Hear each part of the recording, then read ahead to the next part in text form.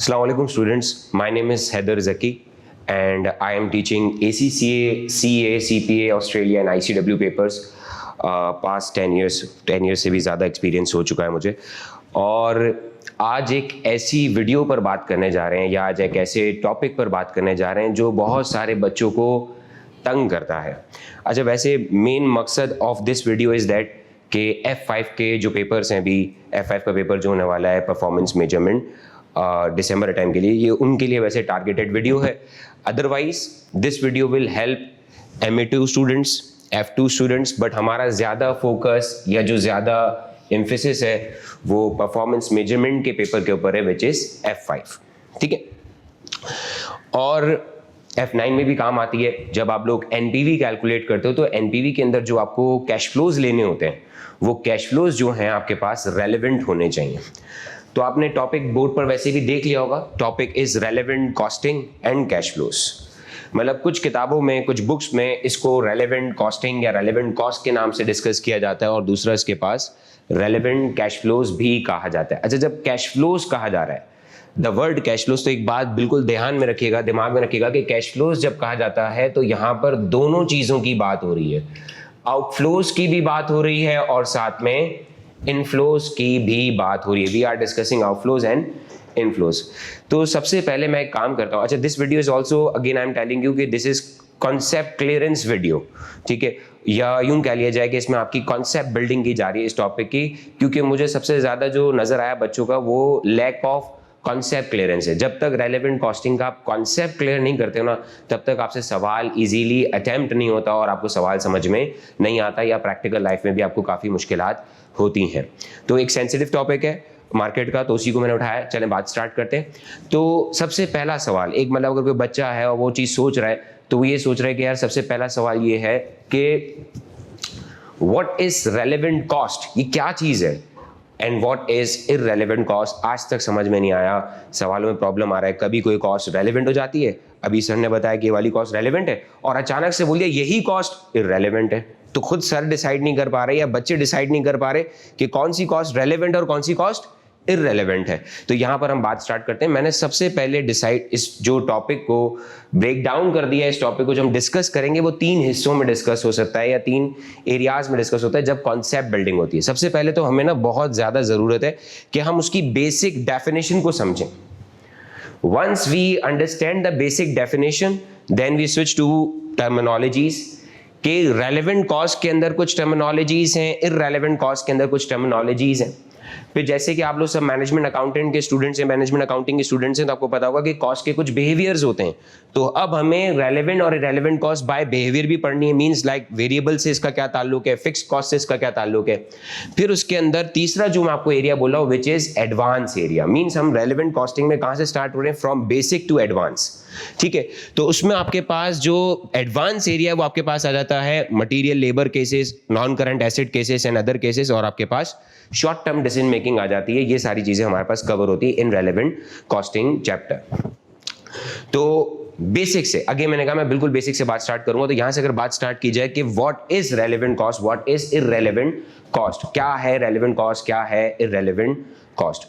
तो आइए मैं आपको, अच्छा अब ये पूरे वीडियो में या मेरे साथ बहुत सारे मेरे पुराने स्टूडेंट्स हैं, उनको भी मेरी बात, इस बात का पता है। इसी तरह इस वीडियो में मैं आपको पहले ही डिस्क्लोज कर दे रहा हूं कि ये चीज चलती रहेगी। क्या चीज चलती रहेगी, हम हर टॉपिक के कॉन्सेप्ट को समझेंगे, उसके बाद एग्जाम्पल। और मुझे लगता है बच्चे को ज्यादा बेहतर बात समझ में आती है एग्जाम्पल से। अच्छा, मैं जो एग्जाम्पल्स देता हूं अपने तमाम लेक्चर्स में वो 2 तरह की देता हूं, एक लेमैन एग्जाम्पल और एक corporate example. What is layman example? Layman example ये है कि अगर आप मेरी क्लास में किसी भी आम बच्चे को बिठा दो, मींस मैट्रिक पास हो, मतलब इतनी इंग्लिश या मैथ्स आती हो, बेसिक मैथ्स आती हो, इंग्लिश आती हो, पढ़कर समझ में आ जाए, तो बेसिक बच्चा बैठा हो मैट्रिक क्लास का भी, तो उसको भी मेरी बात समझ में आ जाएगी। कॉर्पोरेट एग्जाम्पल इसलिए ताकि, क्योंकि आप लोग असल में तैयार किस चीज के लिए हो रहे हो, कॉर्पोरेट वर्ल्ड के लिए हो रहे हो, कंपनीज के लिए हो रहे हो। ठीक है, हमें कॉर्पोरेट सेक्टर में जाना है, कॉर्पोरेट वर्ल्ड में जाना है, तो हम उसके लिए अपने आप को क्या कर रहे हैं दोस्तों, तैयार कर रहे हैं। तो उसके लिए हमें एग्जाम्पल सीखेंगे या एक ऐसी दुनिया जो हमने अभी तक नहीं देखी। नॉर्मली साउथ एशियन कंट्रीज, मतलब पाकिस्तान में ऐसा होता है कि बहुत सारे बच्चे after their intermediate O levels वो क्या कहते हैं फॉरेन ACCA स्टार्ट कर लेते हैं, तो उनके पास कॉर्पोरेट एक्सपोजर नहीं होता, कॉर्पोरेट एक्सपीरियंस नहीं होता। तो मुझे फिर हाइपोथेटिकल एग्जांपल्स बनाकर बच्चे को बात क्या करनी पड़ती है, समझानी पड़ती है, ताकि उस एनवायरनमेंट की कुछ फैमिलियरिटी आए, कुछ जिससे वो सिंक्रोनाइज हो सके, ताकि वो उस बात को समझ सके और ये समझे कि टॉपिक की इंपॉर्टेंस क्या है प्रैक्टिकल वर्ल्ड में। ठीक है, तो सबसे पहले डिस्कस करते हैं रेलेवेंट कॉस्ट और इररेलेवेंट कॉस्ट। तो मैं इसकी बहुत बहुत प्यारी एग्जाम्पल देता हूँ, बहुत सारे स्टूडेंट्स से मेरी एग्जाम्पल सुनी हुई भी है। वो एग्जाम्पल ये है दोस्तों कि लेट्स टेक अ डिसीजन। सबसे पहले तो ये देखो कि सवाल में किस डिसीजन की बात हो रही है। तो हम एक डिसीजन ले लेते हैं, मैं एक सिनेरियो क्रिएट कर देता हूँ, एक बात समझा देता हूँ। सपोज करें कि मैं रोजाना एक एरिया है, मिसाल के तौर पे एक एरिया का नाम है सदर, तो मैं सदर रोजाना जाता हूँ, ठीक है, और रोजाना सदर जाने और आने में मेरा जो खर्चा हो जाता है, या मीन्स मेरा जो एक्सपेंस हो जाता है वो 500 रुपीज हो जाता है। ठीक है, दिस इज अ कॉस्ट। अब यहां पर हम एक सिनेरियो बिल्ड कर रहे हैं और यहां पर एक बात सोच रहे हैं कि let's buy a mobile phone, lemon example, ठीक है, let's buy a mobile phone. हम एक मोबाइल फोन खरीदते हैं और वो मोबाइल फोन हमें पड़ता है 50,000 रुपीज का। तो अब सवाल ये पूछा गया कि जब हम मोबाइल फोन लेंगे तो उसकी रेलेवेंट कॉस्ट क्या होगी, और जब मोबाइल फोन नहीं लेंगे तो उसकी रेलेवेंट कॉस्ट क्या होगी। मतलब ये दो डिसीजंस हैं, मोबाइल फोन लेना एक डिसीजन है, मोबाइल फोन ना लेना एक डिसीजन है। और इस पूरी स्टोरी में जो मैंने आपको कॉस्ट के वेरिएबल्स बताई हैं, जो मैंने कॉस्टें आपको बताई हैं, वो सिर्फ दो बताई हैं। नंबर 1 इज ट्रांसपोर्टेशन कॉस्ट, जो कि मैं रोजाना इंकर करता हूं, मींस मैं रोजाना सदर जाता हूं, मैं रोजाना मेरा आना जाना है, मेरा ऑफिस है वहां पर या मेरा घर है वहां पर, ऐसे कर लें। सेकंड आपके पास आपकी चीज आ गई, क्या कहते हैं, मोबाइल खरीदना है, मोबाइल फोन खरीदना है, विच इज ₹50,000। तो सर सबसे पहले व्हाट इज रेलेवेंट कॉस्ट, तो मैंने एक टेबल के जरिए बनाया कि रेलेवेंट कॉस्ट क्या है। तो आपने अगर कोई भी डिसीजन पहले सेलेक्ट करना है, क्योंकि बच्चे पता है कंफ्यूज क्यों हो जाते हैं, डिसीजन गलत सेलेक्ट कर लेते हैं। तो डिसीजन सेलेक्ट करना, अगर आपने डिसीजन सेलेक्ट कर लिया, मींस मिसाल के तौर पे डिसीजन आपने लिया कि हमें मोबाइल लेना है, तो रेलेवेंट कॉस्ट का आंसर कुछ और हो जाएगा, और अगर हमें मोबाइल नहीं लेना तो उसका रेलेवेंट कॉस्ट का आंसर कुछ और हो जाएगा। तो आपने डिसीजन सेलेक्ट किया, भाई मुझे मोबाइल डिसीजन लेना है, तो आप अगर आप मोबाइल लोगे या डिसीजन लोगे तो खर्चा है। ये टेस्ट 1 है, T1 मींस टेस्ट 1। अक्सर बच्चे आधा काम करके फैसला कर लेते हैं कि रेलेवेंट कॉस्ट है इररेलेवेंट, यहां पर वो गलती करते हैं। मैं अक्सर बच्चों को बोलता हूं कि दोनों दफा देखो, दोनों दफा सोचो, इस चीज को ट्राई करो। जब तक ये दोनों टेस्ट कंप्लीट ना हो जाए तब तक फैसला मत करना कि whether the cost is relevant और इररेलेवेंट। अच्छा, अगेन दिस इज बेसिक, जब हम एडवांस में जाएंगे, हाँ ये जो बेसिक्स है, एडवांस कॉन्सेप्ट्स की, एडवांस टर्मिनोलॉजी की लॉजिक बन सकती है कि हाँ भाई इस लॉजिक के तहत ये रेलेवेंट और इररेलेवेंट कॉस्ट है। बट ये मैंने कहा ना, एक आम बच्चे को, बेसिक आदमी को अगर समझाना हो कि what is relevant cost, what is irrelevant cost to the decision, तो उसके ऊपर बात की जा रही है। तो अगर मैंने कहा कि अगर आप डिसीजन लेते हो तो आपका खर्चा आता है, लेकिन अगर आप डिसीजन नहीं लेते तो खर्चा नहीं आता। इसका मतलब वो रेलेवेंट कॉस्ट है, वो रेलेवेंट कैश फ्लो है। किस चीज के लिए रेलेवेंट? उस डिसीजन के लिए। क्योंकि आप देखो ना, it is influenced by the decision. अगर डिसीजन ले रहा हूं तो खर्चा आ रहा है, डिसीजन नहीं ले रहा हूं तो खर्चा नहीं आ रहा। Means this cost is relevant, is क्या कहते हैं, कनेक्टेड, इज क्या कहते हैं, influenced by the decision. Decision लिया खर्चा आया, डिसीजन नहीं लिया खर्चा नहीं आया। सेकंड, इररेलेवेंट कॉस्ट क्या है? इररेलेवेंट कॉस्ट ये कि अगर मैं डिसीजन लूं तो भी खर्चा आए, टेस्ट 1, लेकिन मुझे टेस्ट 2 भी करना है तो बात समझ में आएगी। मैंने डिसीजन नहीं लिया तो भी खर्चा आ रहा है, इसका मतलब वो खर्चा उस डिसीजन से रिलेटेड नहीं है। अगेन दोबारा से सुनिएगा, देखिए मैंने डिसीजन लिया, खर्चा आया, मींस मेरा खर्चा हुआ, मेरी जेब से पैसा गया है। और अगर मैंने डिसीजन नहीं लिया तो कंपनी की जेब से फिर से खर्चा गया, पैसा आउटफ्लो हुआ है। इसका मतलब ये जो आउटफ्लो है इस डिसीजन से कोई ताल्लुक नहीं रखता। Let's back to my example. तो हम जैसे मोबाइल लेने जाते हैं तो सबसे पहले एक कॉस्ट को डिसाइड करते हैं, विच इज मोबाइल कॉस्ट। देखिए अगर मैं मोबाइल लूंगा तो 50,000 रुपीज का मेरा खर्चा आएगा। अगर मैं मोबाइल नहीं लूंगा तो मेरा 50,000 का खर्चा नहीं आएगा। देखें, डिसीजन लिया 50,000 स्पेंड हुए, डिसीजन नहीं लिया 50,000 स्पेंड नहीं हुए। Means 50,000 is the relevant cost, 50,000 is our relevant cost. Back to the क्या कहते हैं, ट्रांसपोर्टेशन कॉस्ट। तो अब हमें डिसीजन देखना है कि मोबाइल लेना या नहीं लेना। अगर हम मोबाइल लेते हैं तो भी 500 रुपए खर्च होंगे ट्रांसपोर्टेशन के, अगर हम मोबाइल नहीं लेते तो भी खर्चा होगा ट्रांसपोर्टेशन का, क्योंकि मैं रोजाना ऑफिस जाता हूं, ये मेरी एक रूटीन एक्टिविटी है, मेरे लिए नॉर्मल एक्टिविटी कि मैं रोजाना ऑफिस जाता हूं। तो मेरा मोबाइल का डिसीजन लेना तो भी ट्रांसपोर्टेशन का खर्चा आएगा, मोबाइल नहीं लेना तो भी मेरा ट्रांसपोर्टेशन का खर्चा आ रहा है। इसका मतलब जो ट्रांसपोर्टेशन का खर्चा है उसका मोबाइल के डिसीजन से कोई ताल्लुक नहीं है। तो what is the cost, relevant cost of purchasing mobile is ₹50,000। तो ये आपके लिए एक बेसिक एग्जांपल हो गई, ये बेसिक तौर पर मैंने आपको समझा दिया कि what is relevant cost and what is irrelevant cost. कुछ बच्चों को तो फिलहाल ये बेसिक बात ही नहीं समझ आती कि रेलेवेंट कॉस्ट क्या है, इररेलेवेंट कॉस्ट क्या है। अब पेपर में होगा क्या, पेपर में आपके पास बहुत सारी कॉस्ट गिवन होती हैं, बहुत सारी कॉस्ट डिटेल्स गिवन होती हैं। प्रैक्टिकल लाइफ में आपके पास बहुत सारी कॉस्ट कैजुअल हुआ होगा, तो आपको ये डिसाइड करना होगा कि आया ये कॉस्ट इस डिसीजन से रेलेवेंट है या नहीं है। अगर रेलेवेंट है तो हम कॉस्ट कंप्यूटेशन में इसको कंसिडर कर लेंगे, अगर रेलेवेंट नहीं है तो हम उसको कॉस्ट कंप्यूटेशन में इग्नोर कर देंगे, जाने देंगे, जो कि इररेलेवेंट कॉस्ट होती है, जिसको हमें इग्नोर करना होता है, उसको हम कंसिडर नहीं करते अपनी कैलकुलेशन में। बाकी इररेलेवेंट कॉस्ट और रेलेवेंट कॉस्ट के बहुत सारे यूजेजेस हैं, इसकी बहुत सारे इस्तेमाल है, इसकी एप्लीकेशन, उसके ऊपर भी आगे बात हो सकती है और डिटेल बात हो सकती है, ठीक है। तो मैंने आपसे अगेन कहा, आई होप कि ये जो रेलेवेंट कॉस्ट है, इररेलेवेंट कॉस्ट का जो कॉन्सेप्ट है, ये आपको बहुत अच्छे तरीके से क्लियर हो चुका होगा। Let's take a corporate example, let's take a corporate example. मैं मिसाल के तौर पर क्या कहते हैं, एक स्कूल खोलना चाहता हूँ, एक लॉ स्कूल खोलना चाहता हूँ, but currently I am running one more school, में एक और स्कूल मिसाल के तौर पे चला रहा हूँ, और वहां पर मैं ACCA पढ़ा रहा हूँ मिसाल के तौर पे, ठीक है। एक बिल्डिंग है, वहां मैं ACCA पढ़ा रहा हूँ। लेट्स क्या कहते हैं, collect gather the details of an example, ठीक है। तो मिसाल के तौर पे मेरे पास एक बिल्डिंग है, और उस बिल्डिंग के जो नीचे वाला फ्लोर है, मैं वहां पर क्या कहते हैं पहले से ACCA पढ़ा रहा हूँ, मीन्स मेरी नॉर्मल एक्टिविटी है, और उस जगह का रेंट जो है वो $10,000 है। वो कितना है, $10,000 पर मंथ पर एनम, ये आपके ऊपर है, मुझे तो बात समझानी है। अगेन आई एम सेइंग, इस वीडियो का कोर मकसद ये है कि बस बात को आसान तरीके से समझा दिया जाए, कॉन्सेप्ट को आसान तरीके से क्लियर कर दिया जाए, नो वेग क्या कहते हैं बातचीत हो गया यार कभी कुछ कंफ्यूजिंग कर दूं मैं इसको। तो ACCA मैं वहां पढ़ा रहा था, मेरी रेंटल कॉस्ट आ रही थी $10,000। अब मुझे किसी बंदे ने बोला, या मेरे दिमाग में आइडिया आया कि यार इस बिल्डिंग का ऊपर वाला फ्लोर खाली है, तो हम यहाँ पर एक लॉ स्कूल स्टार्ट कर सकते हैं। Let's start a law school, ठीक है। अब वो जगह जब मैं लूंगा तो मेरी रेंटल कॉस्ट जो है मिसाल के तौर पर ऊपर वाले फ्लोर की $8,000 है। अच्छा, मेरी टोटल रेंटल कॉस्ट जो है, मेरी टोटल रेंटल कॉस्ट जो है वो $18,000 हो जाएगी। My total rental cost will be $18,000, ठीक है। अब सवाल ये है कि सर, अब देखो ना, कॉर्पोरेट एग्जांपल है, एक मैं आपको बिजनेस की एग्जांपल दे रहा हूँ। इस तरह के आप अगर ये बेसिक एग्जांपल भी समझ गए तो आप बहुत सारे चीजों को एक्सट्रापोलेट कर सकते हो, सोच सकते हो कि किसी बिजनेस में कौन सी चीज रेलेवेंट कॉस्ट होगी और कौन सी चीज इररेलेवेंट कॉस्ट होगी। तो यहाँ पर ACCA मेरी एक नॉर्मल एक्टिविटी है, और मैं दूसरी एक्टिविटी शुरू करना चाहता हूँ, एक लॉ स्कूल खोलना चाहता हूँ, ऊपर का फ्लोर लेना चाहता हूँ, और उसकी रेंटल कॉस्ट जो है वो $8,000 है। अब सवाल ये होता है कि जो डिसीजन मैं लेने जा रहा हूँ लॉ स्कूल का, इसमें कौन सी रेलेवेंट कॉस्ट है और कौन सी इररेलेवेंट। मतलब पेपर में आपके पास बहुत सारी कॉस्ट आएंगी, just you have to decide which is relevant are and which is irrelevant आई। अभी सिर्फ रेलेवेंट और इररेलेवेंट का फैसला करना सीख लो, बाद में हम टर्मिनोलॉजीज की तरफ जाएंगे, बिहेवियर की तरफ जाएंगे, एडवांस केसेस की तरफ जाएंगे, और दूसरी चीजों को भी डिस्कस करेंगे। तो मैंने आपसे बोला सबसे पहले हम ये डिसाइड कर लेते हैं कि इसमें से कौन सी कॉस्ट रेलेवेंट और कौन सी cost irrelevant. Let's take ACCA rental cost, ACCA floor rental cost $10,000।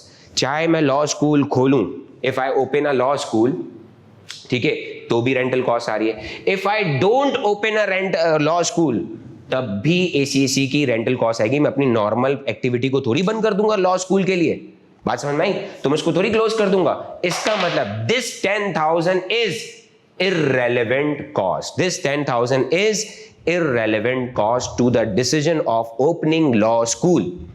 Law school खोलने का जो मेरा फैसला है, जो मेरा डिसीजन है, उसके लिए $10,000 क्या है, एक इररेलेवेंट कॉस्ट है। लेट्स डिस्कस सेकंड कॉस्ट, जो अगर ये डाटा गिवन है सवाल में तो इसके नाम जो सेकंड कॉस्ट है वो कौन सी है, $8,000। अगर मैं लॉ स्कूल खोलता हूं तो मुझे $8,000, मैं खोलता हूं तो मुझे $8,000 देने पड़ेंगे। दिस इज हाफ टेस्ट, अभी सिर्फ आपने आधा फैसला किया। मैंने कहा ना 2 टेस्ट पूरे परफॉर्म करना। अक्सर बच्चे पहला टेस्ट करते हैं उसमें गलती कर जाते हैं। तो हमने डिसीजन लिया, कॉस्ट आ रही है। अच्छा, अगर मैं बोलता हूँ छोड़ो यार, मैं तो ऐसे ही सोच रहा था, कुछ और दूसरी इन्वेस्टमेंट अपॉर्चुनिटी ऑप्ट कर लेते हैं, दूसरा डिसीजन ले लेते हैं, तो मैं लॉ स्कूल नहीं खोलता तो मेरी रेंटल कॉस्ट भी नहीं आएगी। Means this 8,000 is relevant cost to the decision. जो डिसीजन है मेरा वो क्या है, to open a law school. तो हमने बहुत, इसको मैं कह दूं कि डिटेल में जाके बात कर ली कि what is relevant cost, what is irrelevant. आसान बात करूं, फैसला लिया जाए खर्चा आए, फैसला ना लिया जाए खर्चा ना आए, तो that is called relevant cost.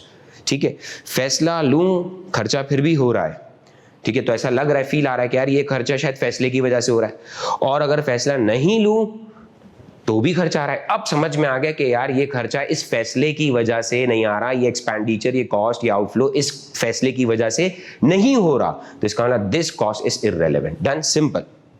अच्छा, सिंपल समझ लिया। अब आ जाते हैं टर्मिनोलॉजीज में। अब मसला ये है कि सिर्फ पेपर में ये थोड़ी बताना होता है, पेपर में हो गया या यूं कह लो लॉजिक कि रेलेवेंट कॉस्ट है या नहीं है, इररेलेवेंट कॉस्ट है या नहीं है, तो पेपर में सिर्फ ये थोड़ी बताना है कि रेलेवेंट है या इररेलेवेंट है। पेपर में sometimes we have to justify, we have to tell, या हम किसी से अगर प्रैक्टिकली बात करें तो उसको बताना पड़ेगा कि भाई, या यूं कह लो आसान जबान में कि रेलेवेंट कॉस्ट की दो टाइप्स हैं। अनप्रोफेशनली कह रहा हूं, लेकिन मैंने कहा कि ये रेलेवेंट कॉस्ट की क्या है, समझने के लिए। मैंने इनका ये जो वीडियो है सिर्फ समझने के लिए, तो मैंने आपसे अगेन कहा कि ये जो क्या कहते हैं रेलेवेंट कॉस्ट की क्या होगी, इस मिसाल के तौर पे दो टाइप्स होगी, इररेलेवेंट कॉस्ट की क्या होगी, तीन टाइप्स होगी। या यूं कर लेते हैं कि रेलेवेंट कॉस्ट में मल्टीपल टाइम्स दो टर्मिनोलॉजीज यूज की जाती हैं, और इररेलेवेंट कॉस्ट में तीन टर्मिनोलॉजीज यूज की जाती हैं। मतलब कोई भी अगर कॉस्ट होगी, अगर वो रेलेवेंट कॉस्ट होगी, तो either it will be incremental cost cash flow या अपॉर्चुनिटी कॉस्ट। अच्छा, अपॉर्चुनिटी कॉस्ट होगी, अपॉर्चुनिटी कैश फ्लो नहीं होगा, अपॉर्चुनिटी हमेशा कॉस्ट होगी। इसके ऊपर बात करेंगे कि क्या चीज है। अच्छा, इररेलेवेंट कॉस्ट अगर है तो या तो वो संक कॉस्ट होगी, या वो नोशनल कॉस्ट होगी, या वो कमिटेड कॉस्ट, अनअवॉइडेबल कॉस्ट, या कंपलसरी कॉस्ट होगी। और बहुत सारे नाम थे मुझे असल में फिलहाल आज जिसके सिनोनिम्स याद नहीं आ रहे थे, वरना मैं आपको और सिनोनिम्स लिखवा देता, क्योंकि डिफरेंट क्वालिफिकेशन में डिफरेंट डिफरेंट नामों से इसको पुकारा जाता है। ठीक है, तो आ जाते हैं वापस। हाँ, F5 में इन्हीं वर्ड्स के जरिए, इन्हीं अल्फाजों के जरिए इसको यूज किया जाएगा। तो अब आ जाते हैं भाई, रेलेवेंट कॉस्ट समझ में आ गई, इररेलेवेंट कॉस्ट समझ में आ गई। नेक्स्ट कम आ जाते हैं, किसकी तरफ आ जाते हैं, by terminology, incremental cost and cash flows. अच्छा, मेरी एग्जांपल्स, ये चैप्टर है ना, मुझे अच्छी तरह याद है, जब मैंने पहली दफा पढ़ा था तो मैंने इतने ही नोट्स बनाए थे, और जब मैंने देखा, तो जब मैंने रिवाइज करने बैठा तो मुझे समझ में नहीं आया। तो मैं अक्सर कहता हूँ ये चैप्टर ना नोट्स से समझ में नहीं आता, ये चैप्टर समझ में आता है एग्जाम्पल से। तो जितनी ज्यादा एग्जाम्पल्स कवर की जाएंगी, जितनी ज्यादा एग्जाम्पल डिस्कस की जाएंगी, उतना ये चैप्टर आसान होता जाएगा, उतना आपका कॉन्सेप्ट क्लियर हो जाएगा कि कब कौन सी कॉस्ट रेलेवेंट और कब कौन सी कॉस्ट इररेलेवेंट है। तो मैं आपसे अगेन कहूंगा कि हम जितनी भी एग्जाम्पल यहाँ डिस्कस करें, आप उसको नोट डाउन कर लो, एक जगह लिख लो कि सर ने अभी तक कौन कौन सी एग्जाम्पल डिस्कस करी। एक मोबाइल वाली स्टोरी डिस्कस करी, सेकंड हमने एक बिल्डिंग ले ली, उस बिल्डिंग में हमने लॉ स्कूल खोल लिया और एसीसी स्कूल खोल लिया, या एसीसी स्कूल खुला हुआ था और उसके बाद हमने लॉ स्कूल खोल लिया। तो ये हमारे दरमियान सबसे पहले ये एग्जाम्पल डिसाइड हो गई। तो अब आ जाते हैं यहां पर कि अगर कोई रेलेवेंट कॉस्ट है तो अगर बाय टर्मिनोलॉजीज को बुलाएंगे, इसको आसान करते हैं भाई, जेंडर्स में अगर मिसाल पे एक मेल है फीमेल, तो मेल सारे लड़के हैं तो सबको लड़का, हर किसी का नाम लड़का रखते हैं, नहीं, सबके नाम रखे जाते हैं ना, स्पेशल नाम रखे जाते हैं। तो इसी तरह सबको रेलेवेंट कॉस्ट बुलाते हैं, रेलेवेंट कॉस्ट के कुछ खास नाम रख दिए, नाम है, टर्मिनोलॉजीज हैं, वो क्या है, इंक्रीमेंटल कॉस्ट और कैश फ्लो, अपॉर्चुनिटी कॉस्ट। एक एक करके बात को समझेंगे। सबसे पहले इंक्रीमेंटल कॉस्ट या incremental cash flow, additional cost या additional cash flow. The word incremental का मतलब क्या है, इजाफी, सही है, किसी चीज में इजाफा होना या इंक्रीमेंटल होना। तब ये वर्ड बड़ा तंग करता है जब आप फर्दर प्रोसेसिंग वाले डिसीजन की तरफ जाते हो। इफ नॉट फर्दर प्रोसेस, तो उसमें इंक्रीमेंटल रेवेन्यू, इंक्रीमेंटल कॉस्ट बहुत तंग करता है। तो मतलब ये वर्ड को उसको एक दफा, पहली दफा में समझ लेते हैं, इस टर्मिनोलॉजी को प्रॉपर तरीके से समझ लेते हैं कि व्हाट इज इंक्रीमेंटल कॉस्ट। वैसे यहां पर भी आ रही है, लेकिन अब एक काम करते हैं कि हम दूसरी एग्जांपल डिस्कस कर लेते हैं। तो बोला sir what is incremental cost, ठीक है।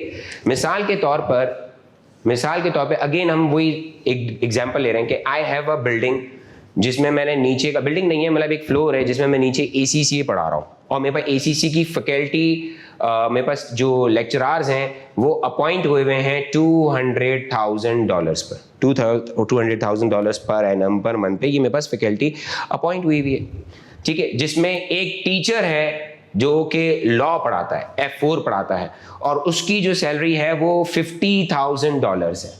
अगेन मैंने यहाँ पे ऐसा कर लेते हैं, इस चीज को बहुत सिंपल कर देता हूँ, कॉम्प्लेक्स नहीं बनाता। एग्जाम्पल कॉम्प्लेक्स एग्जाम्पल हम लोग इंशाल्लाह इसके प्रैक्टिस क्वेश्चंस और करेंगे तो डिटेल में आपको और बात समझ आ जाएगी। अभी हम इजी एग्जाम्पल से इसको बात को समझते हैं।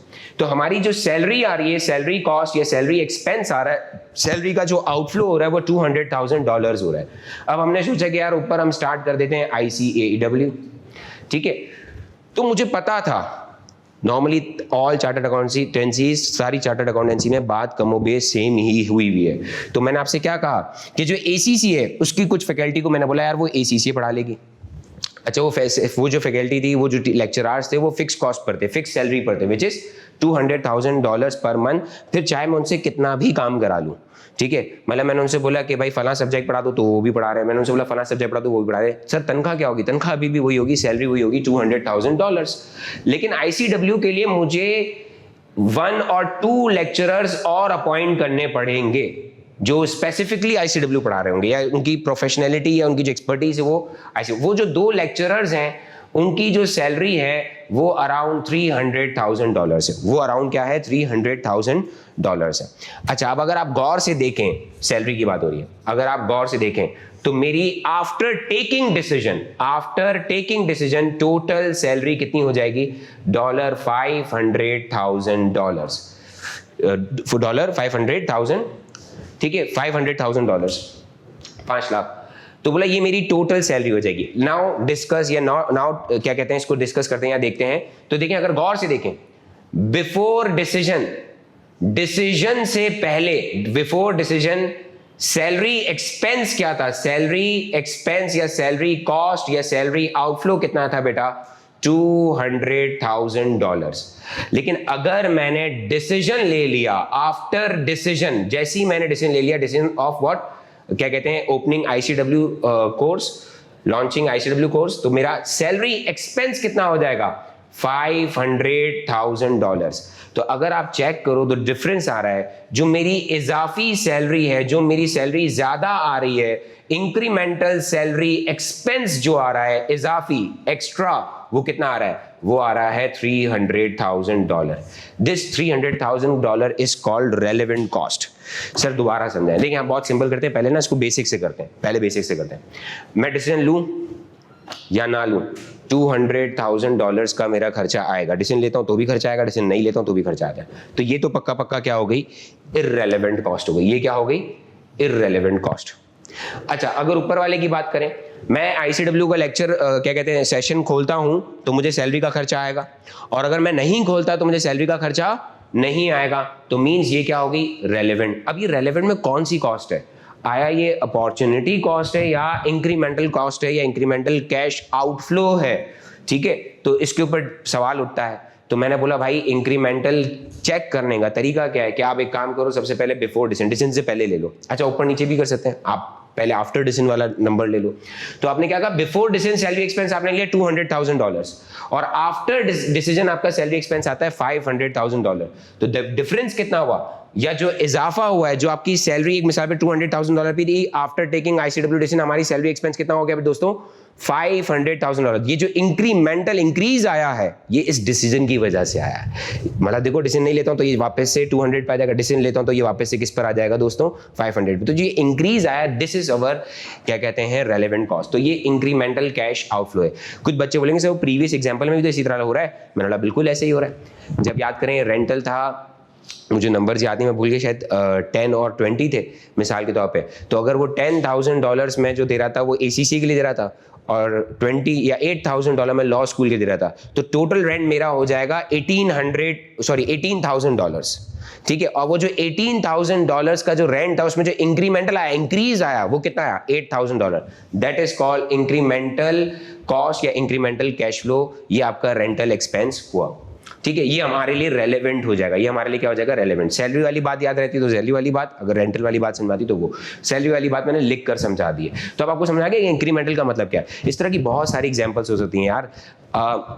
अच्छा देखो, कोशिश की गई आपने, मैंने आपको जब केस स्टडी दी थी, मैंने कोशिश करी कि आपको लगे कि ये कॉस्ट भी रेलेवेंट है। मतलब एग्जामिनर आपको कन्विंस करता है कि आप इररेलेवेंट को भी रेलेवेंट कॉस्ट कर दो। कैसे? जब मैंने आपसे कहा था कि ICAW मैं लॉन्च करूंगा तो उसमें से कुछ टीचिंग स्टाफ आईसीडब्ल्यू पढ़ाएगा, कुछ टीचिंग स्टाफ, कुछ टीचर्स क्या कहते हैं आईसीडब्ल्यू पढ़ाएंगे। तो शायद कुछ बच्चों ने सोचा अच्छा इसमें सब जो $200,000 का जो खर्चा है वो आईसीडब्ल्यू से रिलेटेड है। नहीं है। मैंने कहा ना, चाहे आईसीडब्ल्यू का कोर्स हो या ना हो, मुझे पैसे अभी भी $200,000 देने, मैंने ज्यादा पैसे देने ही नहीं है। तो मेरी एसीसी की कॉस्ट कितनी रहेगी? $200,000 ही रहेगी, ठीक है। या मेरी ये कॉस्ट आनी ही आनी है, चाहे मैं आईसीडब्ल्यू का फैसला लूं या ना लूं। और अगर मैं आईसीडब्ल्यू का फैसला ले लेता हूं तो मेरा एक्स्ट्रा जो खर्चा आ रहा है, एडिशनल खर्चा आ रहा है, इंक्रीमेंटल कॉस्ट ऑफ सैलरी जो आ रही है वो है $300,000। That is called incremental cost और कैश फ्लो। इसमें रेवेन्यू पे भी सोचा जा सकता है, इनफ्लो में भी सोचा जा सकता है। मिसाल के तौर पर मैं बिस्किट्स बेचता था, तो अगर मैं बिस्किट्स बेचता हूं, मैं English biscuit private limited company EBM Peek Freans बनाती है, तो मैं बिस्किट्स बेचता हूं, मिसाल के तौर पे मैं ग्लूको बेचता हूं, ग्लूको बिस्किट बेचता हूं, और उसका टोटल टर्नओवर मिसाल के तौर पे 1.5 करोड़ रुपीस है। मिसाल के तौर पे समझा रहा हूं, 1.5 करोड़ रुपीस है। अब मैं सोच रहा हूं कि एक बिस्किट और लॉन्च कर लेते हैं, एक और बिस्किट प्रोडक्ट लॉन्च कर लेते हैं, उसका नाम रख देते हैं मिसाल के तौर पे कुछ भी रख देते हैं, जो बिस्किट रख देते हैं। तो जो बिस्किट हमने लॉन्च कर दिया। अब जब जो बिस्किट लॉन्च करा तो 1.5 करोड़ तो ग्लूको बिस्किट से आ रहे थे। जो बिस्किट लॉन्च किया तो उससे 2 करोड़ रुपीस आ रहे थे। तो 2 crore rupees plus 1.5 crore rupees 3.5 crore का टोटल रेवेन्यू हो गया। लेकिन सवाल ये कि यहां पे इंक्रीमेंटल रेवेन्यू कितना है, इजाफी एडिशनल रेवेन्यू कितना है, वो जस्ट 2 करोड़ रुपीस है। वो कितना है? 2 करोड़ रुपीस है, 2 करोड़ रुपए है। बात समझ में आई? तो अब यहां पे बड़ा तवज्जो देने की जरूरत है कि सर रेवेन्यू भी क्या रेलेवेंट इररेलेवेंट हो सकता है? जी, मैंने आपसे बोला ना कि रेलेवेंट कॉस्टिंग के सब्जेक्ट्स के लिए होती है, रेलेवेंट कैश फ्लोज में हमें आउटफ्लो भी देखने होता है और साथ में इनफ्लो भी देखना होता है। तो अभी रेवेन्यू के अगर ऊपर पड़े, इनफ्लो के ऊपर पड़े, तो आपका गौर से देखो, अगर मैं जो बिस्किट बनाने का फैसला लेता हूं तो 2 करोड़ आएंगे, अगर नहीं लेता तो 2 करोड़ नहीं आएंगे, relevant revenue.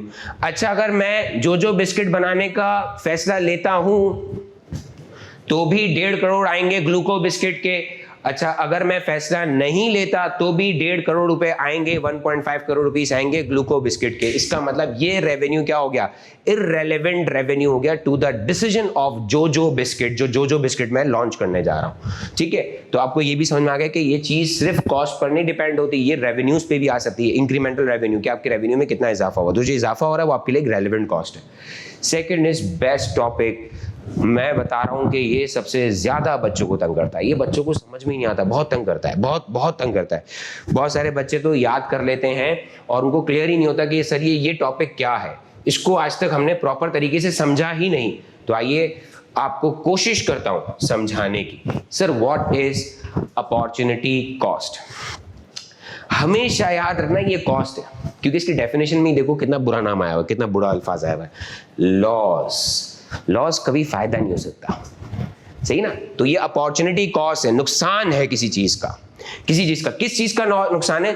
Loss of benefit, फायदे का नुकसान, loss of benefit of second. फिर अगेन मेरा एम्फेसिस, ये अंडरलाइन करने का मकसद ये था कि इस पे एम्फेसिस है, सेकंड बेस्ट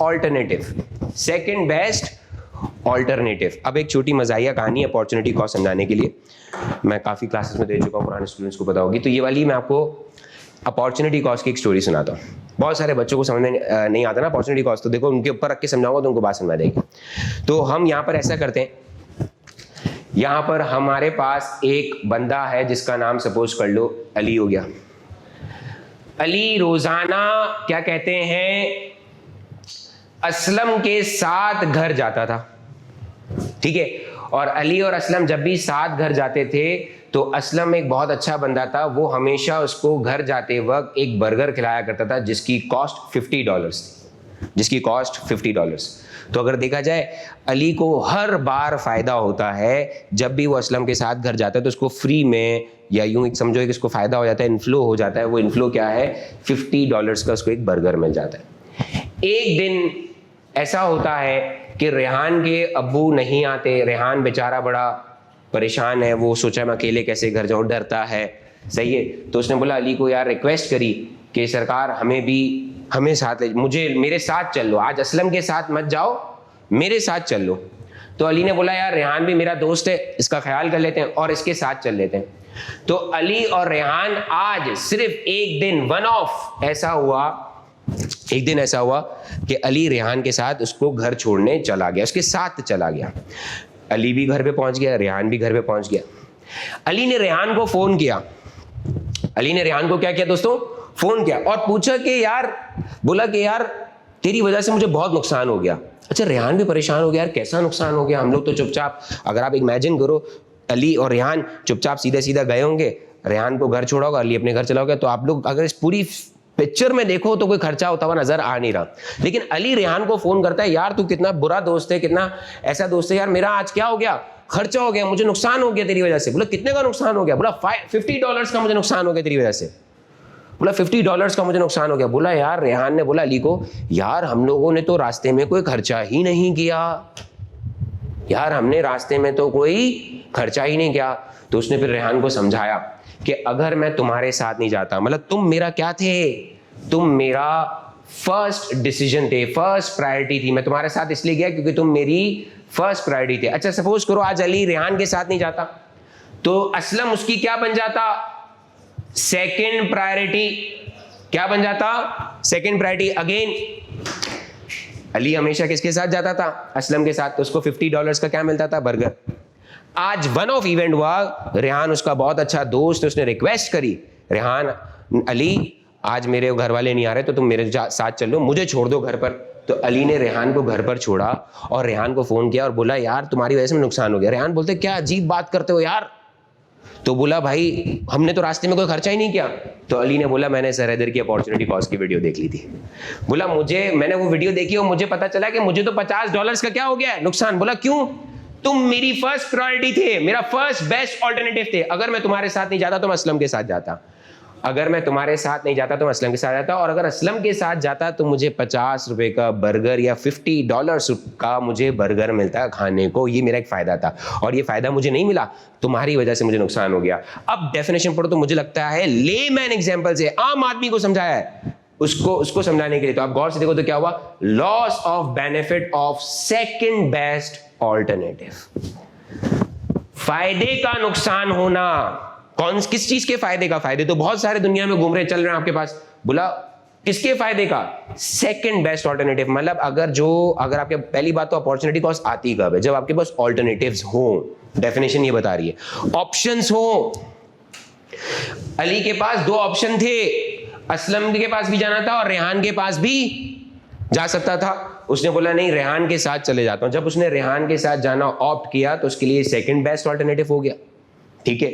और सेकंड बेस्ट ऑल्टरनेटिव का एक फायदा ये था कि इसको ₹50 का बर्गर मिलता। This is was our layman example.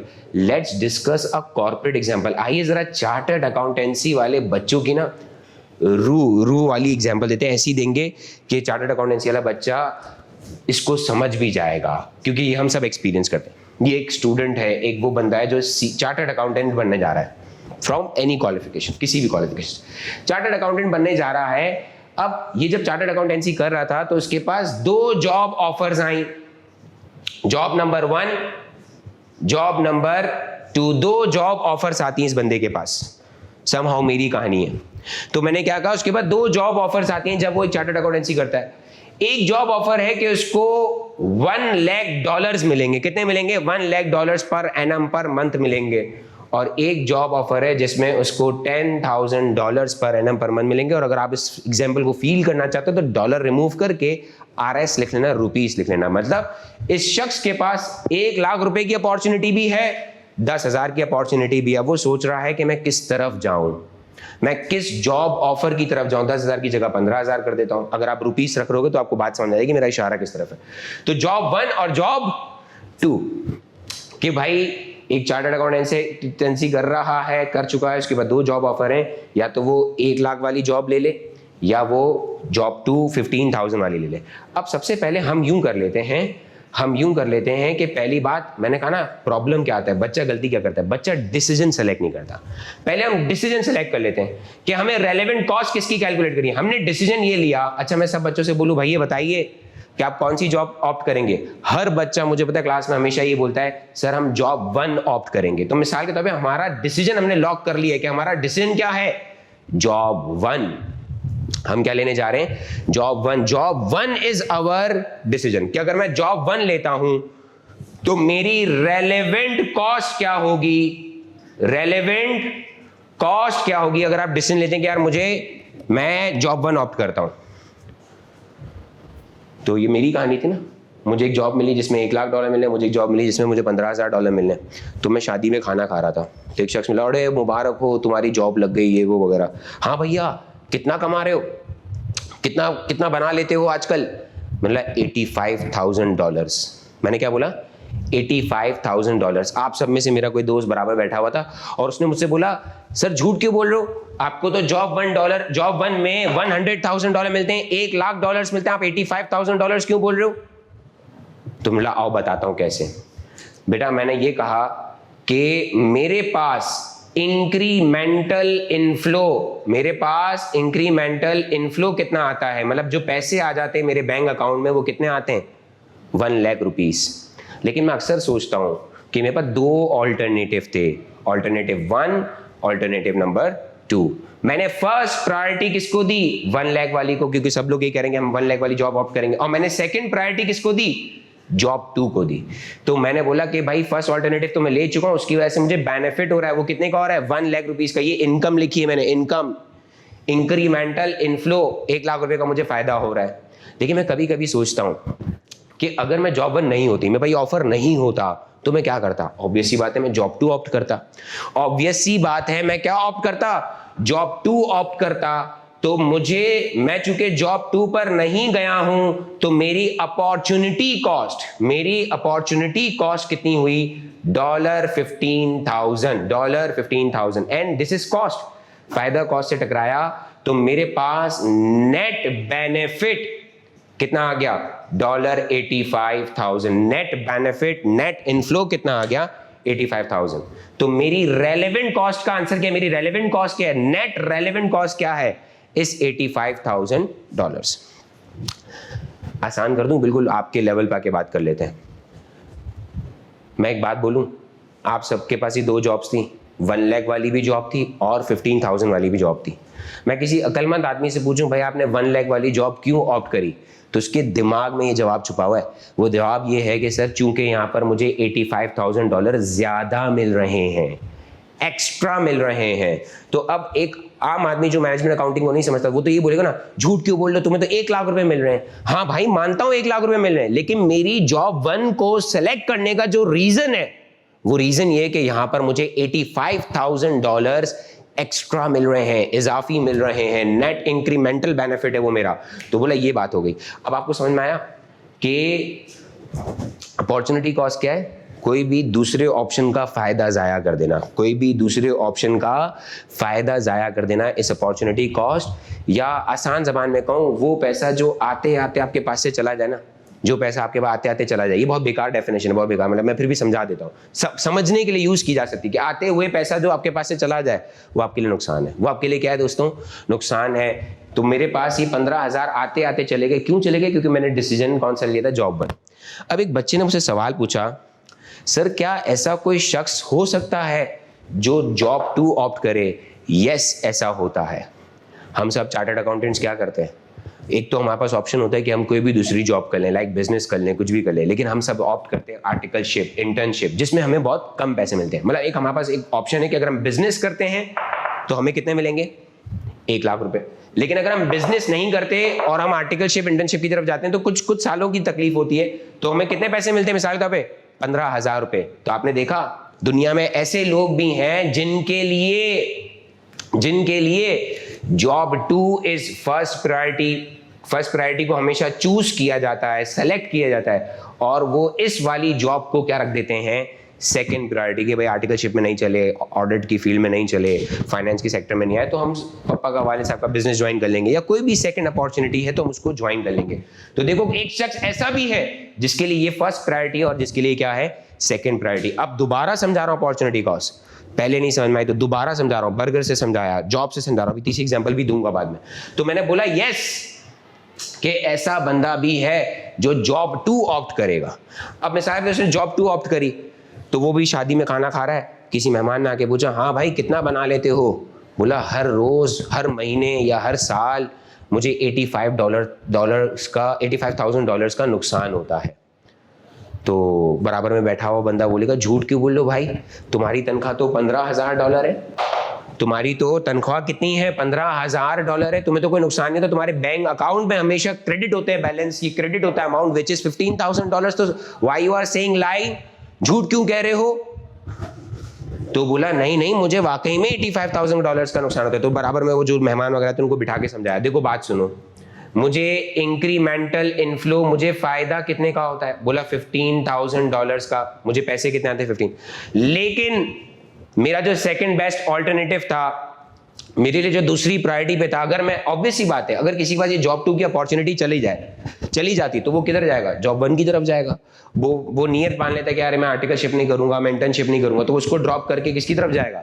Job 1 की तरफ। तो बोलता है अगर मैं चला जाता जॉब 1 की तरफ तो मेरी, चूंकि मैं नहीं गया हूं, तो मेरी अपॉर्चुनिटी कॉस्ट, ये जो मैंने अपॉर्चुनिटी जाया करी, इसकी जो मेरी कॉस्ट है वो कितनी है? 100,000 कॉस्ट है, तो उसको मैंने नेगेटिव दे दिया। ये इनफ्लो है तो पॉजिटिव, कॉस्ट है तो नेगेटिव। तो मेरा नेट बेनिफिट या नेट लॉस कितना हो रहा है इस जॉब को करने से? मेरा लॉस हो रहा है $85,000।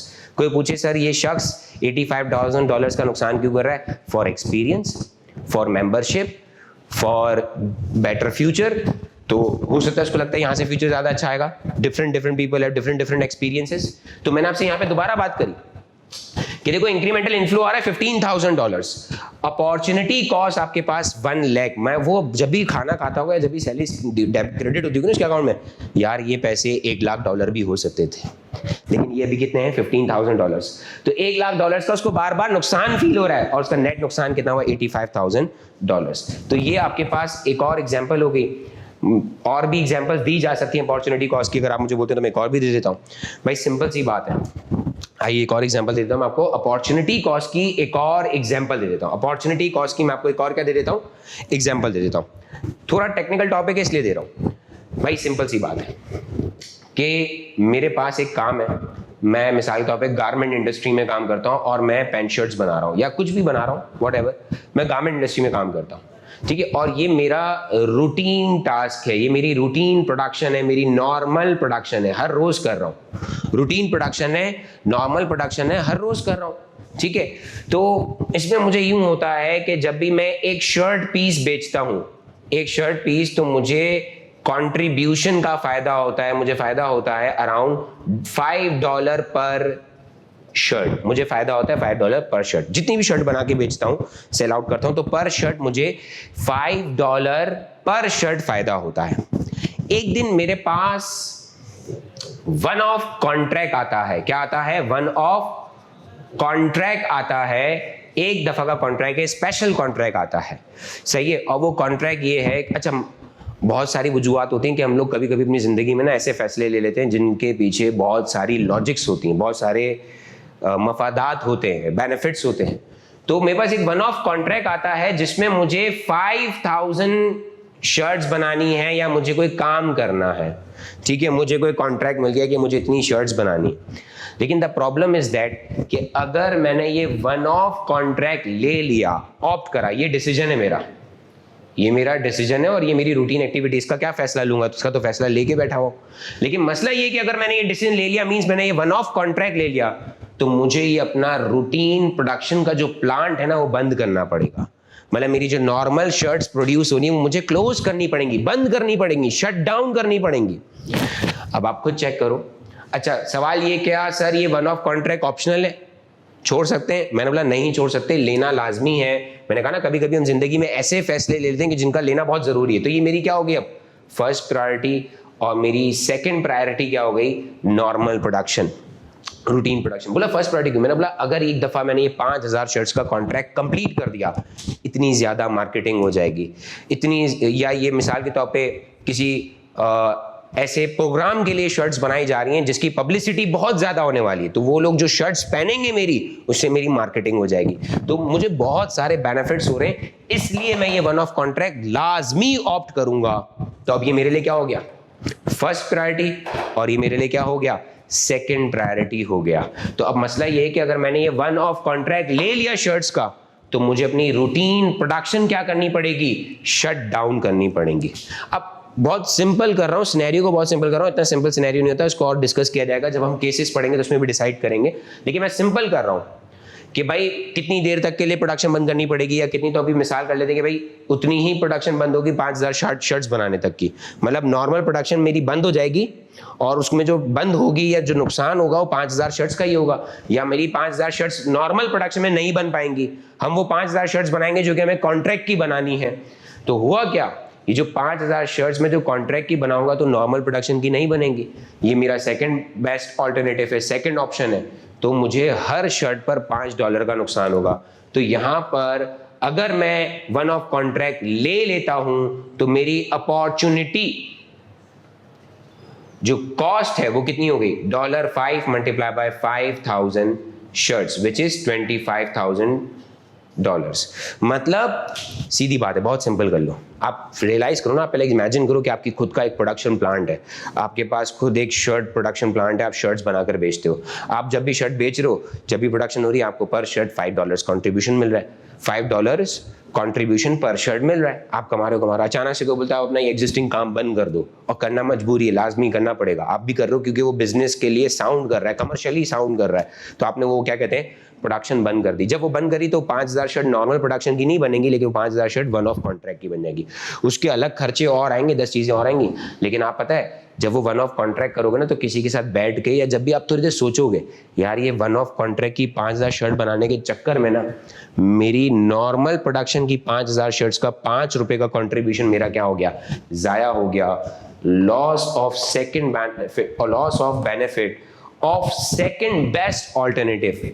ऑब्वियस ही बात है, आज वन ऑफ कॉन्ट्रैक्ट मेरे पास से चला जाए तो मेरे लिए दूसरा रास्ता क्या होगा कि मैं रूटीन प्रोडक्शन ही करता रहूं, इसके ऊपर हम बहुत सारी और एग्जांपल भी डिस्कस कर सकते हैं। एसेट वाली एग्जांपल भी बहुत ज्यादा पेपर में डिस्कस की जाती है, वो भी मैं आपको समझा सकता हूं। एसेट वाली में क्या, मिसाल के तौर पे मेरे भाई एक ओल्ड एसेट पड़ा हुआ है, क्या पड़ा हुआ है, ओल्ड एसेट, या चलो इस एग्जांपल को मैं आगे किसी टर्मिनोलॉजी में डिस्कस करूंगा। तो समराइज कर लेते हैं, हमने क्या क्या डिस्कस कर लिया, समराइज कर लेते हैं कि हमने डिस्कस ये कर लिया, या हमने जो बात कर ली कि आज हमारी वीडियो का कॉन्सेप्ट है कि हमें समझना है what is relevant cost, what is irrelevant cost. Relevant cost, decision लो खर्चा आएगा, डिसीजन ना लो खर्चा नहीं आएगा, मतलब फिर वो रेलेवेंट कॉस्ट। ये बेसिक है, ये एक छोटा सा पैरामीटर, टॉर्च दे दिए, किसी भी कॉस्ट पर ये टॉर्च मारना, नजर आ जाए तो रेलेवेंट, नहीं नजर आए तो समझ जाना, ये टॉर्च की तरह से टेस्टिंग मटेरियल दे दिया मैंने आपको। तो बोला अच्छा डिसीजन लूं खर्चा आए, डिसीजन ना लूं तो भी खर्चा आ रहा है, इसका मतलब इस खर्चे का डिसीजन से कोई ताल्लुक नहीं है, तो वो रेलेवेंट कॉस्ट होगी। लेकिन इसको और बाय टर्मिनोलॉजीज में समझते हैं, incremental cost, incremental cash flows को समझा दिया, अपॉर्चुनिटी कॉस्ट को समझा दिया। तो we have done with the relevant cost. Relevant cost के अंदर कितनी टर्मिनोलॉजीज हैं, सिर्फ 2, इंक्रीमेंटल एंड अपॉर्चुनिटी कॉस्ट। अब आ जाते हैं इररेलेवेंट की टर्मिनोलॉजीज के ऊपर। इररेलेवेंट में पहली टर्मिनोलॉजी है sunk cost, past cost, historic cost, दूसरी है नोशनल कॉस्ट और कमिटेड कॉस्ट, अनअवॉइडेबल कॉस्ट और कंपल्सरी कॉस्ट। तो मतलब एक एक करके सबको समझते हैं। संक कॉस्ट, संक का मतलब क्या, सिंक से निकला, डूब गया वो पैसा।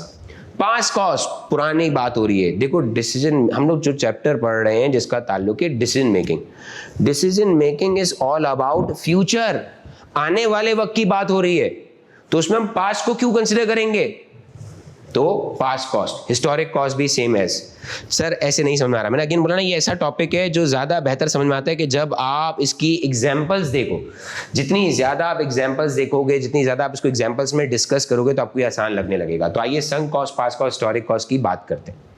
संक कॉस्ट, पास्ट कॉस्ट या हिस्टोरिक कॉस्ट, मिसाल के तौर पर हमने एक रिसर्च कंडक्ट करी, हमने क्या करी, रिसर्च कंडक्ट करी और हमारी रिसर्च कॉस्ट आई $2 मिलियन। हमारी क्या आई, $2 मिलियन। और वो रिसर्च करते करते हमें एक सपोज करो एक पौधे के बारे में पता चला, उस पौधे का नाम है एलोवेरा, ठीक है। उससे पहले हमें नहीं पता था, चाहिए भी रिसेंट, मतलब रिसेंट ईयर्स की रिसर्च है, 2000 की सीरीज की रिसर्च है, उससे पहले हमें नहीं पता था। तो बोला एक हमें पौधे के बारे में पता चलता है वो एलोवेरा, और वो रिसर्च करके हमें पता चला भाई एलोवेरा आपके बालों के लिए भी अच्छा है। कॉर्पोरेट एग्जांपल देखो, आप देखो कहाँ क्या कहते हैं, मेडिकल साइंसेस या सपोज करो बायो साइंसेस की क्या कहते हैं फील्ड का किस तरह से ताल्लुक है कि बिजनेस से वो जुड़ जाती है। बायो साइंसेस या मेडिकल साइंसेस वाले लोग रिसर्च कर रहे हैं पौधों के ऊपर, और उनको पता चलता है भाई एलोवेरा बहुत बेनिफिशियल चीज है। और वो बेनिफिशियल किसके लिए? बालों के लिए, स्किन के लिए, हेल्थ के लिए। कुछ लोग खाते हैं, कुछ लोग बालों पे लगाते हैं, कुछ लोग स्किन पे लगाते हैं। तो जब ये कंपनी कॉर्पोरेट सेक्टर को ये बात पता चलती है तो उनके पास मल्टीपल ऑप्शंस आ जाते हैं, मल्टीपल डिसीजंस आ जाते हैं। वो सोचते हैं कि चलो भाई अब एलोवेरा सोप बना लेते हैं, एलोवेरा शैम्पू बना लेते हैं, एलोवेरा जेल बना लेते हैं, एलोवेरा लोशन बना लेते हैं। या जिस बंदे ने ये रिसर्च करवाई थी, इस रिसर्च की इंफॉर्मेशन को सेल कर देते हैं, बेच देते हैं। कोई ईटिंग मटेरियल, कोई फूड आइटम बना लेते हैं एलोवेरा का, एलोवेरा ऑयल बना लेते हैं, कुछ इस तरह से फूड आइटम बना लेते हैं। तो वहां पर ये सारे ऑप्शंस थे, ये सारे डिसीजन से। देखो कितने सारे डिसीजन हैं। एक रिसर्च हुई, एक शख्स के पास कितने सारे डिसीजन है कि वो सेल कर सकता है, सोप बना सकता है, shampoo, gel, lotion, food item, या चाहे तो सब बना सकता है और रिसर्च को बेच सकता है। ये सारे डिसीजन हैं, लेकिन यहां से ये डिसीजन शुरू होंगे। सवाल ये उठता है, क्या ये रिसर्च कॉस्ट, पहला सवाल, रेलेवेंट है या नहीं है? पहले तो ये डिसाइड करते बेसिकली, आर या आई, रेलेवेंट और इररेलेवेंट। बाद में टर्मिनोलॉजी के ऊपर बात करते हैं। तो अब ये जो रिसर्च कॉस्ट है $2 मिलियन, $2 मिलियन, हम इस पॉइंट पे खड़े हैं। हम कहां खड़े हैं? यहाँ पे। हमें ये डिसीजंस लेने हैं, ये सारे एक कोई डिसीजन लेते हैं। हम सोप बना लेते हैं, मिसाल पे हम सोप इंडस्ट्री में हैं और हम सोप बना लेते हैं, साबुन। तो हमने सोप बनाया, अब मैं सोप बनाऊं तो भी मेरी रिसर्च का खर्चा आएगा। मैं सोप नहीं बनाऊं तो भी मेरी रिसर्च का खर्चा, हो सकता है मैं रिसर्च को अबेंडन कर दूं, खत्म कर दूं, क्लोज, बंद कर दूं, तो भी मेरा ये $2 मिलियन का खर्चा हो चुका है। बात समझ में आ रही है? तो बेटा कौन सी कॉस्ट हुई? इररेलेवेंट। देखो रेलेवेंट के टेस्ट को ये पूरा ही नहीं कर रही। आओ, सोप बनाते हैं तो भी हमारा रिसर्च का खर्चा आ रहा है। सोप नहीं बनाते, क्या रिसर्च का खर्चा नहीं आ रहा? रिसर्च तो हम कर चुके हैं, डॉक्टर्स को पैसे दे चुके हैं, लेबोरेटरी का खर्चा हो चुका है। क्योंकि देखो ना, जब रिसर्च होगी तो डॉक्टर्स अपॉइंट हुए होंगे, केमिस्ट अपॉइंट हुए होंगे, डिफरेंट क्या कहते हैं, फार्मिस्ट अपॉइंट होंगे, जिन्होंने पौधों के ऊपर काम किया होगा, बायोटेक्नोलॉजी वाले लोग अपॉइंट हुए होंगे, उनकी तनख्वाह हो गई, बीकर्स हो गए, एपरेटस हो गई, लैब का खर्चा। तो एक रिसर्च फैसिलिटी बनी हुई ना, उसका खर्चा $2 मिलियन आया। और तब जाके हमें पता चला कि यार ये पौधा, ये जो क्या कहते हैं प्लांट है, हमारे लिए काफी ज्यादा बेनिफिशियल है। और उसके बाद हमारे पास मल्टीपल, एक कॉर्पोरेट इंडस्ट्री के पास मल्टीपल ऑप्शंस आए थे, मल्टीपल डिसीजंस है कि वो डिसीजन ऑप्ट कर सकती है। लेकिन ये जो रिसर्च कॉस्ट है ना, इसका डिसीजन से कोई ताल्लुक नहीं है। मैं कोई डिसीजन लूं या ना लूं, ये खर्चा तो हो चुका, सही है। That is, this cost is called sunk cost, past cost या हिस्टोरिक कॉस्ट। और इसका डिसीजन लेने लाने से कोई फर्क थोड़ी ना है। मैं डिसीजन लूं या ना लूं तो कोई ऐसा थोड़ी कि ये खर्चा वापस रिटर्न आ जाएगा, या ये किसी फैसले की वजह से ये खर्चा आ रहा है। इसका किसी फैसले से कोई ताल्लुक नहीं है। That is why this is called sunk cost, past cost, historic cost. एक एग्जांपल दे दी मैंने रिसर्च कॉस्ट की, मतलब ये किसी डिसीजन से रेलेवेंट नहीं ना यार। आइए एक और एग्जांपल देता हूं, तो शायद और अच्छे तरीके से समझ में आ जाए। मैंने एक बिल्डिंग खरीद ली थी, पूरी बिल्डिंग खरीद ली थी 1990 में। मैंने एक बिल्डिंग खरीद ली थी 1990 में। मैंने एक बिल्डिंग खरीद ली थी $1 मिलियन की। ये पूरी मैंने एक बिल्डिंग खरीद ली थी, मेरे पास बिल्डिंग है, ठीक है, $1 मिलियन की 1990 की। आज हमारे पास 2023 चल रहा है, 2023, ठीक है, और मेरे पास ये आता है कि भाई मैं इस बिल्डिंग को रेंट पर दे दूं, और रेंट जो अब इसका आने वाला है वो मेरे पास $100,000 पर मंथ आने वाला है, मिसाल के तौर पर। अब यहां पर यह पूछा जाता है कि जब इस बिल्डिंग को रेंट पर चढ़ाया जाएगा या इसको स्टार्ट किया जाएगा, इसको इनिशिएट, बन पड़ी हुई थी भाई, अमीर आदमी ऐसी खरीद के रख दी 1990 में, $1 मिलियन की खरीद के रख दी। तो अब यहाँ पे ये सवाल उठता है कि यार इस बिल्डिंग को आज से इसको इनिशिएट करते हैं, काफी दिनों से ऐसी पड़ी हुई, तो इसको स्टार्ट करते हैं, शुरू करते हैं, तो इसको हम रेंट पे चढ़ा देंगे $1 मिलियन पे। मेंटेनेंस कॉस्ट भी आएगी थोड़ी बहुत, इसको ठीक करवाना पड़ेगा। लेकिन अब सवाल ये होता है, जितना डाटा मैंने बोर्ड पे लिखा है, इसमें कौन सी रेलेवेंट है, कौन सी इररेलेवेंट है? भाई मुझे एक बिल्डिंग रेंट पर चढ़ानी ना $1 मिलियन पे, ये डिसीजन है, मुझे रेंट पर चढ़ाना है, इसको रेंट पर लाना है, इसको सब लेट करना है, मुझे लेटिंग करनी है इसकी, ठीक है। तो अब सवाल ये होता है कि ये $1 मिलियन रेलेवेंट है इररेलेवेंट? बोला इररेलेवेंट। चाहे मैं रेंट का फैसला लूं तो भी $1 मिलियन का खर्चा आ चुका, और मैं क्या कहते हैं रेंट पे चढ़ाने का डिसीजन ना लूं तो भी $1 मिलियन का खर्चा आ चुका। मींस मैं रेंट का डिसीजन लेता हूं तो भी खर्चा हो चुका है, मैं रेंट का डिसीजन नहीं लेता हूं तो भी खर्चा हो चुका है। That is why it is irrelevant cost. इसे कहा जाएगा संक कॉस्ट, पास्ट कॉस्ट या हिस्टोरिक कॉस्ट। इसी तरह आपने कोई मशीन खरीद ली, ठीक है, आपने अपने पास क्या खरीद ली, मशीन खरीदी। वो मशीन आपने खरीदी थी एक जमाने पहले $100,000 की। आज उस मशीन के ऊपर, इस एग्जांपल को बल्कि डिस्कस करते हैं, लिख के डिस्कस करते हैं। जब लिख के डिस्कस करेंगे तो और अच्छे तरीके से समझ में आएगी, इस एग्जांपल को और अच्छे तरीके से समझे। भाई ये देखें, हमारे पास एक मशीन है। अब देखें पेपर में आपके पास क्या डाटा गिवन है, आपके पास एक क्या है, मशीन है। उस मशीन को आपने मिसाल के तौर पे 1987 में खरीदा था $1 मिलियन का, $1 मिलियन का खरीदा था, ठीक है। और आज टुडे जो आज डेट है वो है 2000, ईयर कौन सा है, 2000 का है।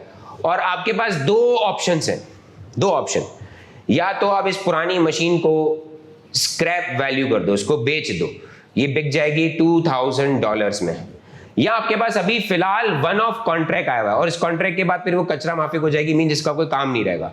तो ये बिल्डिंग, ये जो आपके पास मशीन है, इसका एक वन ऑफ कॉन्ट्रैक्ट आया हुआ है और ये वन ऑफ कॉन्ट्रैक्ट आपको $5000 कमा कर देगा अगर आपने कॉन्ट्रैक्ट कंप्लीट कर दिया, $5000 आपको कमा कर देगा।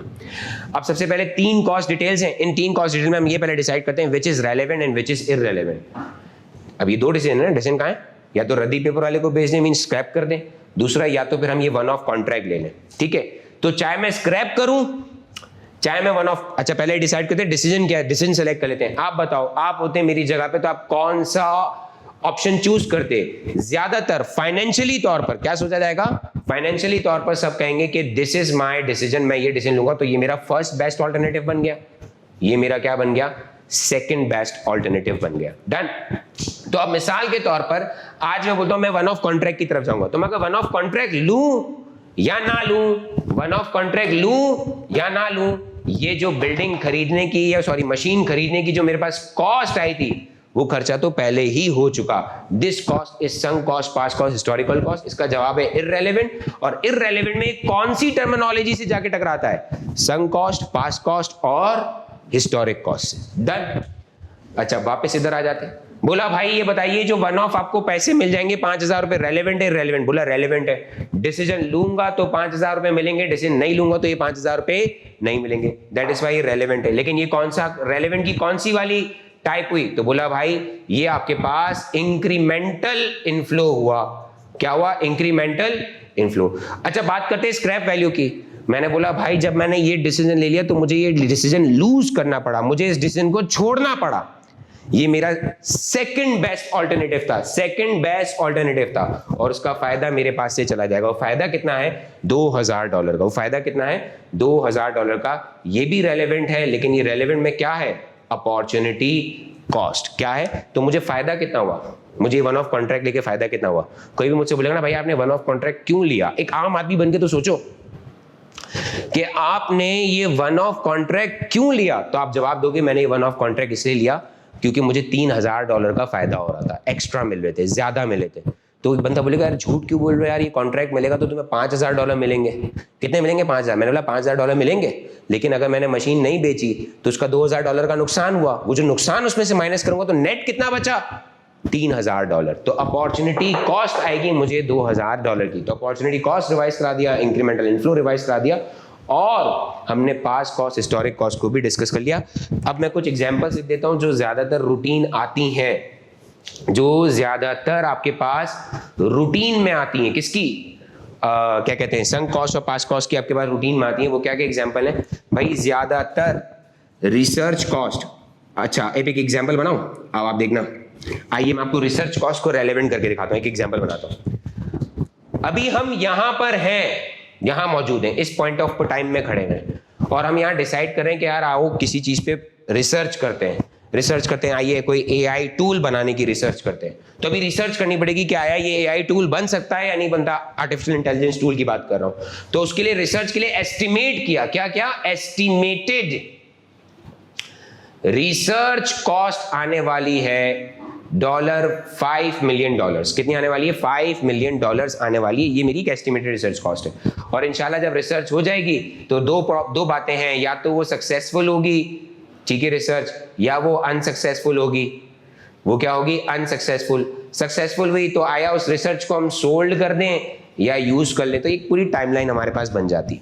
लेकिन अभी हम इस पॉइंट ऑफ टाइम में खड़े हैं और सवाल डिसीजन ये करना है कि आया ये प्रोजेक्ट एग्जीक्यूट करे, आया ये प्रोजेक्ट एग्जीक्यूट करे या नहीं करें, ये प्रोजेक्ट डिसीजन लें या नहीं लें। तो अगर मैं डिसीजन लेता हूं तो मुझे $5 मिलियन खर्च करने पड़ेंगे, फ्यूचर की बात है, खर्च करने पड़ेंगे, पीछे नहीं खर्च किए मैंने, करने पड़ेंगे, ठीक है। और अगर मैं डिसीजन नहीं लेता हूं तो मुझे रिसर्च कॉस्ट के $5 मिलियन, $5 मिलियन खर्च नहीं करने पड़ेंगे।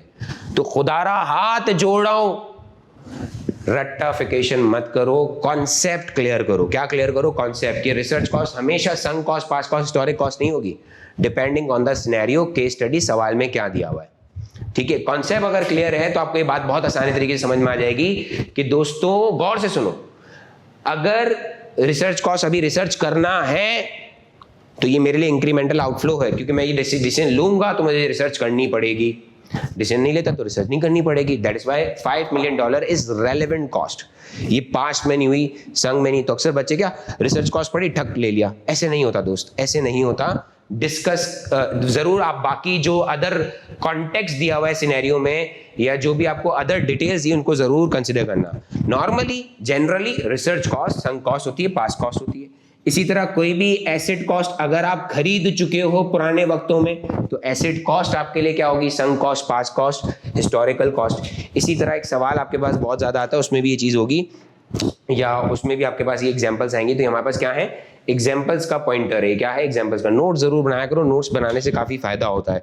मतलब शायद दकियानुसी अप्रोच है लेकिन है, तो मैंने आपसे बोला नोट जरूर बनाया करो। क्या कहा कि रिसर्च कॉस्ट और एसेट कॉस्ट। तीसरी एग्जांपल एक और देता हूं जो बहुत ज्यादा पेपर में भी आती है, कि अक्सर हमें लाइक मिसाल के तौर पे एक मैंने जमीन खरीद ली, उसके ऊपर मुझे एक बिल्डिंग बनानी है, तो उस बिल्डिंग का मुझे पहले प्लान बनाना पड़ेगा, मुझे एक नक्शा बनाना पड़ेगा। इसी तरह मुझे अगर कोई मेरे पास कोई कॉन्ट्रैक्ट आ गया तो उस कॉन्ट्रैक्ट के ऊपर भी हमें क्या कहते हैं काम करना पड़ेगा, उसकी प्लानिंग करनी पड़ेगी, उसकी शेड्यूलिंग होगी, रिसोर्स एलोकेशन होगी, उसका प्रोजेक्ट प्लान बनेगा, सब कुछ होगा। तो ये जो सब कुछ करना है, अच्छा अभी पता नहीं है कि भाई बिल्डिंग बनेगी नहीं बनेगी,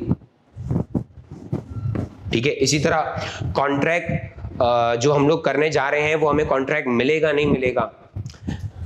यार मैं ना एक ज़माने पहले बुक पब्लिशिंग में हुआ करता था, तो बुक पब्लिशिंग में ये होता था कि मैं इनिशियली किसी क्लाइंट के पास जाता था ना, तो उससे पहले मुलाकात करता था, उसकी कल्चर को समझता था, उसके एनवायरनमेंट को समझता था, उसके मिजाज को समझता था, उसके डिज़ाइन वाले मिजाज, क्योंकि जो मैं पब्लिशिंग करता था बुक्स, तो बुक्स की पब्लिशिंग में काम करता था ना, तो पब्लिशिंग में डिज़ाइनिंग भी चाहिए, तो डिज़ाइनिंग के मिजाज को समझता था। अब उस मीटिंग्स में मुझे पता ही नहीं होता था कि बुक्स पब्लिश होंगी या नहीं होंगी, लेकिन खर्चा होना शुरू हो जाता था। पहली मीटिंग हुई, मिलने गया, ट्रांसपोर्टेशन कॉस्ट होगी। सेकंड मीटिंग में मैंने ड्राफ्ट डिजाइन बना के ले गया। थर्ड मीटिंग में जो उन्होंने मुझे फाइनलाइज डिजाइन दिया था उसमें अमेंडमेंट्स होती हैं, तो ये सब खर्चे हो चुके होते हैं। देन मुझे उन्हें प्राइस कोट करनी होती है कि भाई ये पूरी पब्लिशिंग, ये जो आप किताब बनाना चाहते हैं तो ये किताब कितने में बनेगी, या इसकी प्राइसिंग वगैरह डिस्कस करने की बात हो रही है, ठीक है। लेकिन या मैं मतलब ये मैं सारा यहाँ पे मैं क्या कर चुका हूँ, मिसाल के पे आसान कर लेते हैं, मैं डिजाइन कॉस्ट इनकर कर चुका हूं, मैं कुछ क्या कहते हैं रिसर्च कॉस्ट इनकर कर चुका हूं, प्लानिंग कॉस्ट कह लो उसको, प्लानिंग कॉस्ट इनकर कर चुका हूं, प्लानिंग कॉस्ट इनकर कर चुका हूं, मिसाल पे $5,000 खर्च कर चुका हूं। अब यहां पे डिसाइड होगा कि भाई आगे जाना है, फर्दर प्रोसेस करना है या फर्दर प्रोसेस नहीं करना, नो फर्दर प्रोसेसिंग करनी है या नहीं करनी है। लेकिन अब ये डिसीजन है ना, यहाँ पे डिसीजन है। अभी जो डिसीजन है इसके लिए सवाल ये होता है कि $5,000 रेलेवेंट है या इररेलेवेंट। एक बात चेक करो, चाहे मैं किताबें बनाऊं या ना बनाऊं, मैं बिल्डिंग बनाऊं या ना बनाऊं, या मैंने एक मिसाल पे कोई इंफ्रास्ट्रक्चर बना रहा हूं उसकी प्लानिंग हो रही है, या मुझे कोई कॉन्ट्रैक्ट कंप्लीट करना है तो उसकी प्लानिंग करनी है, तो मैं वो कॉन्ट्रैक्ट कंप्लीट करूं या ना करूं, डिसीजन है। क्या ये खर्चा रेलेवेंट है या नहीं? तो एक बात चेक करो, कोई भी डिसीजन ले लो, कोई भी डिसीजन लोगे तो भी खर्चा आ चुका है, डिसीजन नहीं लोगे तो भी ये खर्चा आ चुका है। तो ये किस टेस्ट को फुलफिल कर रहा है? इररेलेवेंट कॉस्ट के टेस्ट को फुलफिल कर रहा है। और इस कॉस्ट का नाम है, मैं आपसे बार बार बोल रहा हूं, पेपर में सिर्फ ये थोड़ी बताना है कि रेलेवेंट है या इररेलेवेंट, प्रैक्टिकल लाइफ में ये थोड़ी बताना है रेलेवेंट है या इररेलेवेंट। रेलेवेंट है लेकिन क्यों है, उसकी टर्मिनोलॉजी क्या है, उसका लॉजिक क्या है? तो इसका लॉजिक है भाई ये संक कॉस्ट है, पास्ट कॉस्ट है, हिस्टोरिक कॉस्ट है। क्या जवाब मिला कि अगर डिजाइन बन चुका है, डिजाइन कॉस्ट, इसी तरह planning cost, scheduling cost, etcetera, इस तरह की जितनी भी कॉस्ट आपके पास आती हैं वो आपकी संक कॉस्ट, पास्ट कॉस्ट या हिस्टोरिक कॉस्ट कहलाई जाती हैं। डन। तो ये हो गया notional cost. Notional cost, the word notional का मतलब है नॉन कैश। भाई ये तो वो खर्चे हैं जिनके बदले तो पैसा गया ही नहीं है,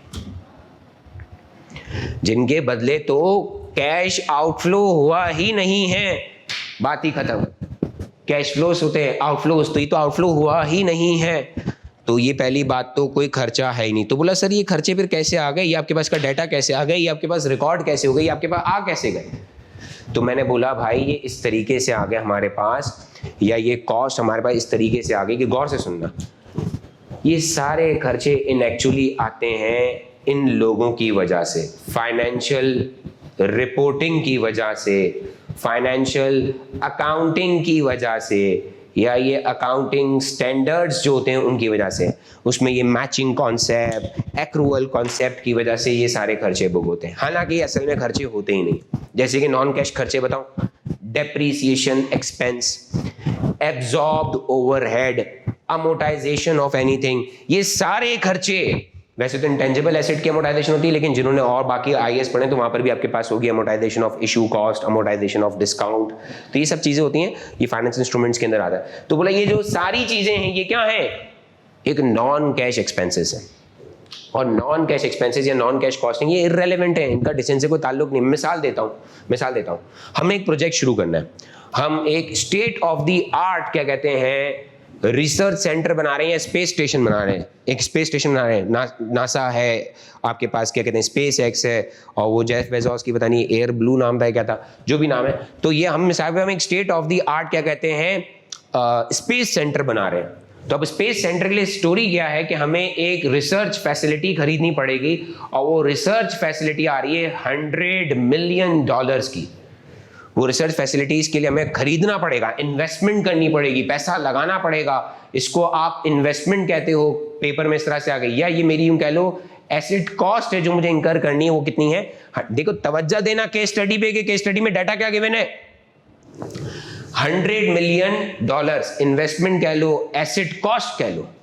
अच्छा अब अगर फाइनेंशियल रिपोर्टर के पास चले जाओ ना, फाइनेंशियल रिपोर्टिंग अकाउंटिंग वाला बोलेगा नहीं ये खर्चा अभी का नहीं है, 10 साल का है, इसको 10 साल पे स्प्रेड होना चाहिए वगैरह। तो वो पता है क्या करता है, वो इन्वेस्टमेंट कॉस्ट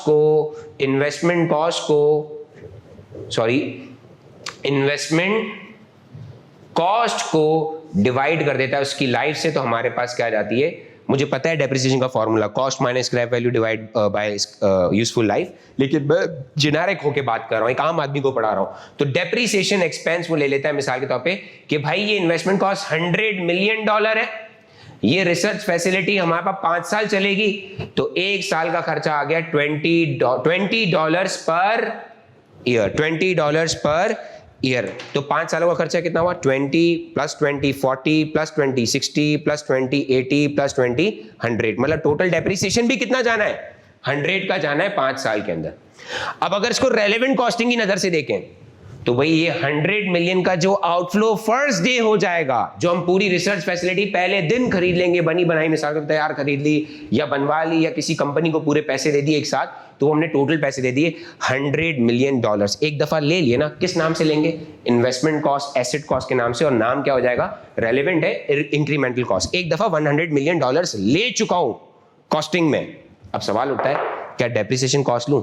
चलो अगर आप जिद करते हो मैं ले लूं, रिपीटेशन नहीं हो रही। डेप्रिसिएशन कॉस्ट भी क्या थी, spreading of cost of asset, cost of asset को स्प्रेड करो। और दूसरा ये एक्चुअल कैश आउटफ्लो भी नहीं, एक्चुअल कैश आउटफ्लो तो कितना हुआ आपका, पहले दिन ही हो गया $100 मिलियन, बल्कि हम उस कैश आउटफ्लो को 5 साल पे स्प्रेड कर रहे हैं। तो एक तो रिपीटेशन की वजह से भी इसको अवॉइड किया जा रहा है, दूसरी वजह यह है कि इसके बदले एक्चुअल कोई कैश आउटफ्लो होता नहीं है। तो मैं आपको सबके बल्कि रेलेवेंट कैश फ्लोस बता दूं कि डेप्रिसिएशन एक्सपेंस जो है, डेप्रिसिएशन जो एक्सपेंस है उसके लिए आपने उसके अगेंस्ट कोई रेलेवेंट कैश फ्लो लिया हुआ होता है। भाई डेप्रिसिएशन और अमोर्टाइजेशन के लिए हम पहले ही ले चुके होते हैं, इन्वेस्टमेंट कॉस्ट पहले ही ले चुके हैं, तो डुप्लीकेशन ऑफ वर्क हो गया दूसरी बात। और ये कोई एक्चुअल कैश आउटफ्लो थोड़ी है, एक्चुअल कैश आउटफ्लो इसकी जगह पे बल्कि इन्वेस्टमेंट कॉस्ट है। इसी तरह अमोर्टाइजेशन में भी इन्वेस्टमेंट कॉस्ट है, इन्वेस्टमेंट कॉस्ट इंटेंजिबल एसेट जो लिया है। एब्जॉर्ब्ड ओवरहेड, ये एक्चुअल ओवरहेड थोड़ी होते हैं, ये तो हमने एब्जॉर्ब किए होते हैं कि यार ये हमारे अंदाजन एस्टिमेटेड ओवरहेड थे, प्लान्ड ओवरहेड थे, बजटेड ओवरहेड थे, जो हमने प्रोडक्ट के ऊपर चार्ज कर दिए। ओवरहेड का चैप्टर आप सबने पढ़ा हुआ है, नहीं पढ़ा हुआ तो हम फिर मुलाकात कर सकते हैं F5, F9, F2 management accounting, जहां आप चाहें, ठीक है। तो मैंने आपसे कहा एब्जॉर्ब्ड ओवरहेड, बोला एब्जॉर्ब्ड ओवरहेड तो इररिलेवेंट है, लेकिन इसकी जगह जो रेलेवेंट कैश फ्लो लिया जाता है वो क्या लिया जाता है? Actual overhead. भाई जो असल में हमारा खर्चा हुआ हो, एक्चुअल क्या कहते हैं ओवरहेड जो हमारे स्पेंड हुए, तो आप लेते हैं क्या इसके अगेंस्ट, ये जो मैंने आपको लिखवाई ये इसके रेलेवेंट कैश फ्लोज लिखवाए, ये रेलेवेंट कॉस्ट लिखवाई मैंने आपको, ठीक है। तो नॉन कैश एक्सपेंसेस या नोशनल कॉस्ट रेलेवेंट नहीं है, इररेलेवेंट है। और इररेलेवेंट कैसे है या इसकी एग्जांपल्स क्या है? पहली बात, इसके बदले कोई पैसा ही नहीं बाहर जा रहा, कोई कैश आउटफ्लो नहीं हो रहा, तो उसको कॉस्टिंग में नहीं लेना चाहिए। तो depreciation expense, absorbed overhead, amortisation, तो इन्वेस्टमेंट कॉस्ट इसकी जगह लिया जा सकता है क्योंकि ये एक्चुअल कैश आउटफ्लो है। एब्जॉर्ब्ड ओवरहेड के बदले तो कोई पैसा थोड़ी जा रहा है, तो एस्टिमेटेड हम लोग एक चार्ज प्रोडक्ट के ऊपर स्प्रेड कर देते हैं, एब्जॉर्ब करा देते हैं। इसके बदले आप बदले क्या ले लो? एक्चुअल ओवरहेड ले लो। इसके बदले आप क्या ले लो? एक्चुअल ओवरहेड ले लो, एक्चुअल ओवरहेड का जो आपका खर्चा हुआ। अमोर्टाइजेशन में आपने क्या ले ली? इन्वेस्टमेंट कॉस्ट ले ली। तो ये आपके रेलेवेंट कैश फ्लोज हो सकते हैं, लेकिन ये नहीं है क्योंकि नोशनल कॉस्ट हमारे पास क्या है? इररेलेवेंट। थर्ड एंड लास्ट जो हमारे पास टर्मिनोलॉजी बची है वो हमारे पास है कमिटेड कॉस्ट, अनअवॉइडेबल कॉस्ट और compulsory cost. Committed cost, unavoidable cost और कंपलसरी कॉस्ट, ठीक है। देखिए बात करते हैं कमिटेड कॉस्ट, अनअवॉइडेबल कॉस्ट और कंपलसरी कॉस्ट। सर ये क्या चीज है? और बहुत सारे बच्चे इसको किसी चीज के साथ कंफ्यूज कर देते हैं, वो मैं आगे बताऊंगा।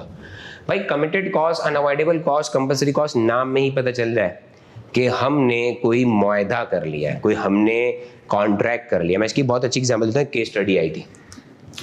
हमारे पास एक ग्राउंड था, सपोज करो एक फुटबॉल ग्राउंड था, ठीक है। अब हमारी इतनी औकात नहीं थी कि हम इसको खरीद सकें, तो हमने इसको लीज पे ले लिया था।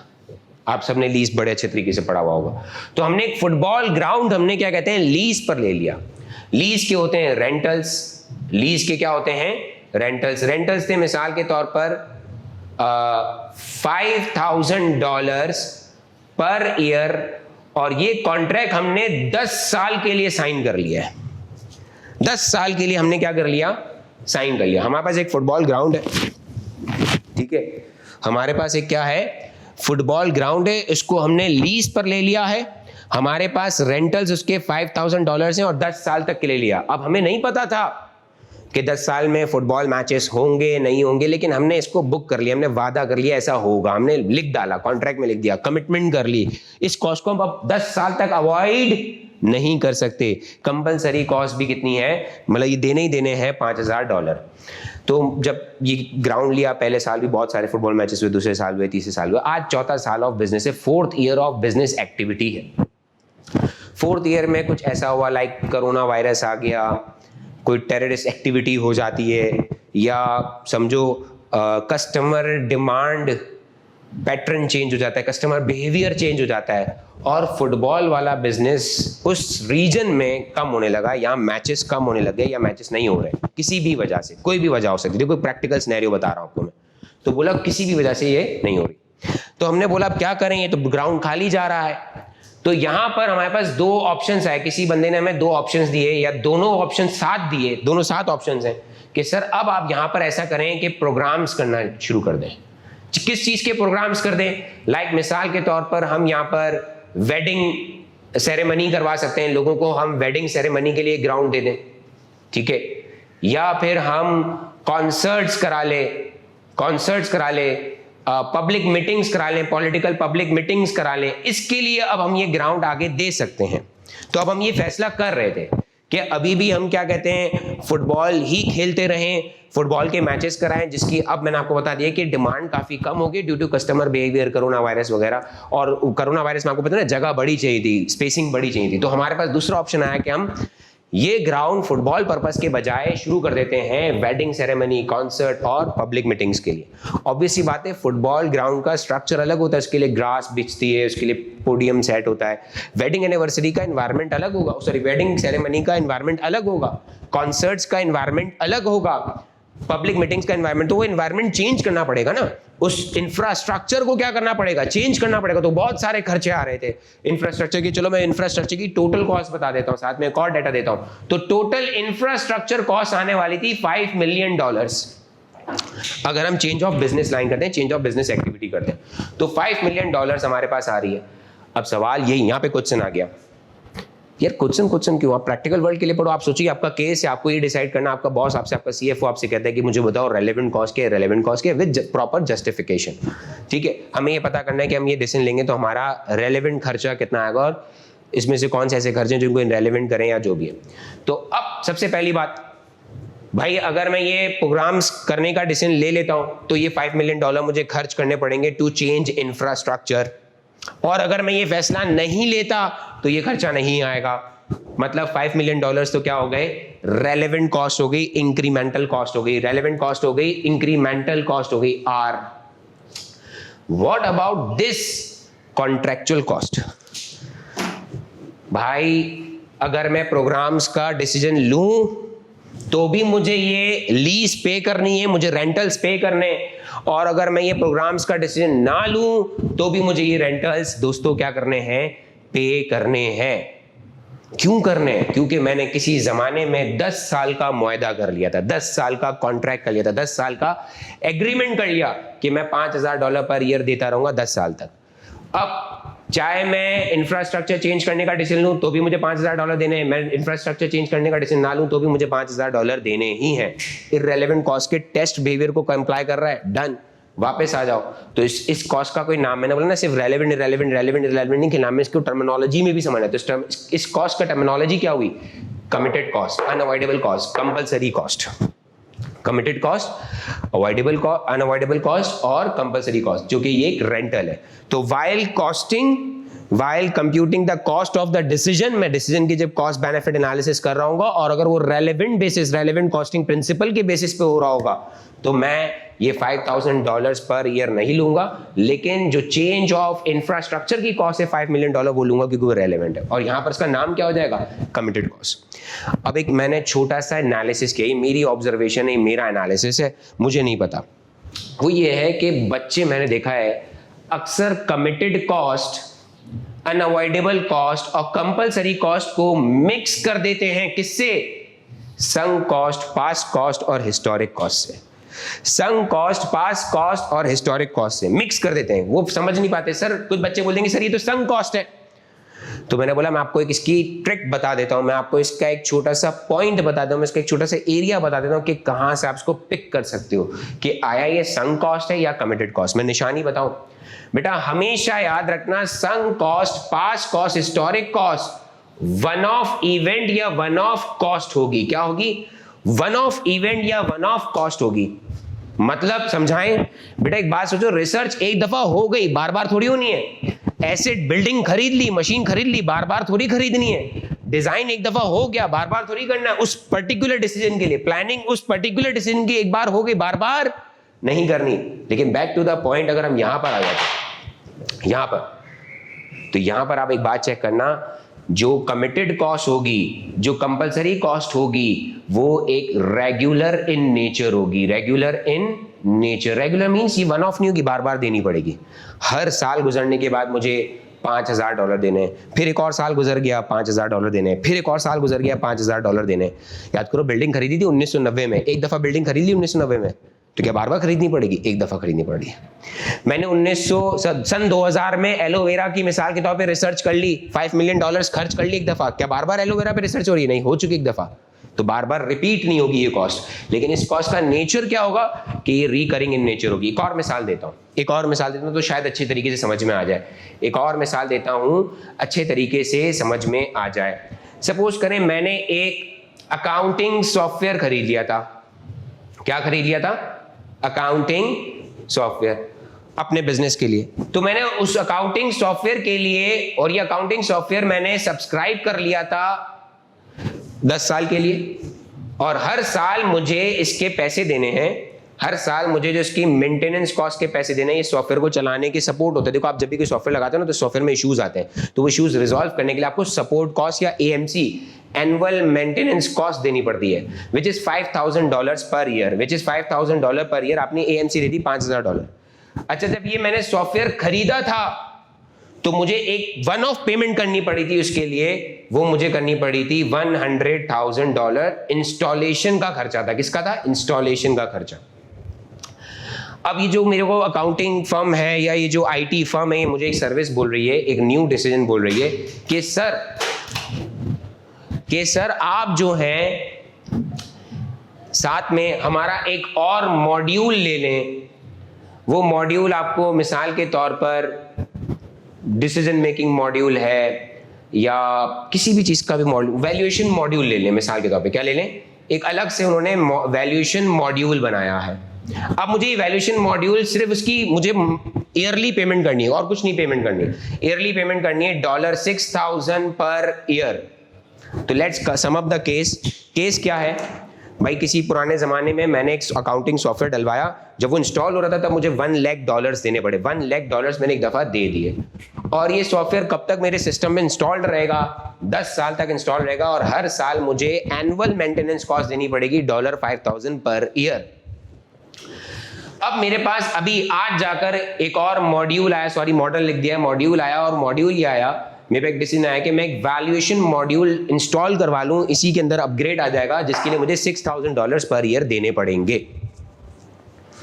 तो बोला हो जाएगा सर, कोई मसले वाली बात नहीं है। लेकिन सवाल ये उठता है, what is the relevant cost of installing valuation module? उस वैल्यूएशन मॉड्यूल को इंस्टॉल करने की रेलेवेंट कॉस्ट क्या होगी? तो बोला भाई रेलेवेंट कॉस्ट तो $6,000 होगी, कि कोई इंक्रीमेंटल खर्चा आ रहा है। अच्छा, इररेलेवेंट कॉस्ट क्या है? बोला इररेलेवेंट कॉस्ट 1 लाख भी, क्योंकि डिसीजन लूं तो भी 1 लाख का खर्चा हो चुका है, डिसीजन ना लूं तो भी 1 लाख का खर्चा हो चुका है। ये जो है आपके पास AMC $5,000, चाहे डिसीजन लूं या ना लूं ये खर्चा बार बार आता ही रहेगा, ठीक है? चाहे डिसीजन लूं तो भी खर्चा आएगा, डिसीजन ना लूं तो भी खर्चा आता रहेगा। लेकिन पूछा ये गया, जो इररेलेवेंट आप जवाब दे रहे हो, बोल रहे हो कि भाई ये भी इररेलेवेंट है और ये भी इररेलेवेंट है, तो ये रेलेवेंट की कौन सी टर्मिनोलॉजी है, कौन सी टाइप है? तो बोला भाई ये तो संक कॉस्ट है, क्योंकि एक दफा पैसा दे दिया, चला गया, डूब गया, वापस नहीं आने वाला भी है, और ये पैसा मुझे बार बार हर साल देना है। That is why it is called committed cost, unavoidable cost, या आपके पास क्या आ गई? कंपल्सरी कॉस्ट आ गई। Let's sum up the lecture, let's sum up the video. हमने डिस्कस किया what is relevant cost, what is irrelevant cost. Relevant cost क्या है, irrelevant cost क्या है, उनको पहले बाय डेफिनेशन समझा। अगर आप बेसिक डेफिनेशन को समझ जाओगे तो बहुत आसान हो जाएगा। देन टर्मिनोलॉजीज हैं कि भाई अगर कोई रेलेवेंट कॉस्ट है, या तो वो इंक्रीमेंटल कैश आउटफ्लो का या कॉस्ट होगी, या फिर अपॉर्चुनिटी कॉस्ट होगी, अदरवाइज नथिंग। अगर इररेलेवेंट कॉस्ट है तो या तो वो संक कॉस्ट होगी, या तो वो नोशनल कॉस्ट होगी, या वो कमिटेड कॉस्ट होगी। और ये समझ लो ये इसकी रीजनिंग है कि क्यों इररेलेवेंट कॉस्ट है, क्यों रेलेवेंट कॉस्ट है, इसकी एक तरह से रीजनिंग है। तो हमने बाय टर्मिनोलॉजी भी इस बात को क्या कर लिया दोस्तों, समझ लिया। नेक्स्ट जो हमारे पास टॉपिक है वो है बाय बिहेवियर। क्या है? By behaviour. अच्छा याद रखिएगा, संक कॉस्ट और कमिटेड कॉस्ट में अक्सर बच्चे मिक्सअप कर देते हैं। ट्रिक क्या बताई? संक कॉस्ट पास्ट कॉस्ट एक दफा आती है, बार बार नहीं आएगी, वन ऑफ इवेंट है। Committed cost, unavoidable cost, compulsory cost regular in nature है, बार बार आती रहेगी, बार बार आती रहेगी। कॉन्ट्रेक्चुअल कॉस्ट से बार बार आती रहेगी, इसको आप अवॉइड नहीं कर सकते। अब आ जाते हैं बाय बिहेवियर, देखते हैं कि भाई हमारे पास छोड़ दो, कोई कॉस्ट का नाम ही नहीं आ रहा, केस स्टडी नहीं आ रही, सिर्फ ये लिखा आ रहा है कि भाई वेरिएबल कॉस्ट है और फिक्स कॉस्ट है। तो बोला भाई वेरिएबल कॉस्ट और फिक्स कॉस्ट की डिटेल्स दी हुई हैं, सिर्फ बिहेवियर की तरह से क्या कहते हैं, या यूं कह लो कि किसी कॉस्ट के बिहेवियर से भी आप पहचान सकते हो कि आया कॉस्ट रेलेवेंट है या इररेलेवेंट है। पॉइंट नंबर 1, ये आपके पास जो कॉस्ट डिटेल्स हैं वो बाय बिहेवियर दी हुई हैं, बाय टर्मिनोलॉजी नहीं दी हुई, या आपको केस स्टडी नहीं दी हुई, नहीं बताई हुई। तो मतलब उसके तरीके से देखते हैं।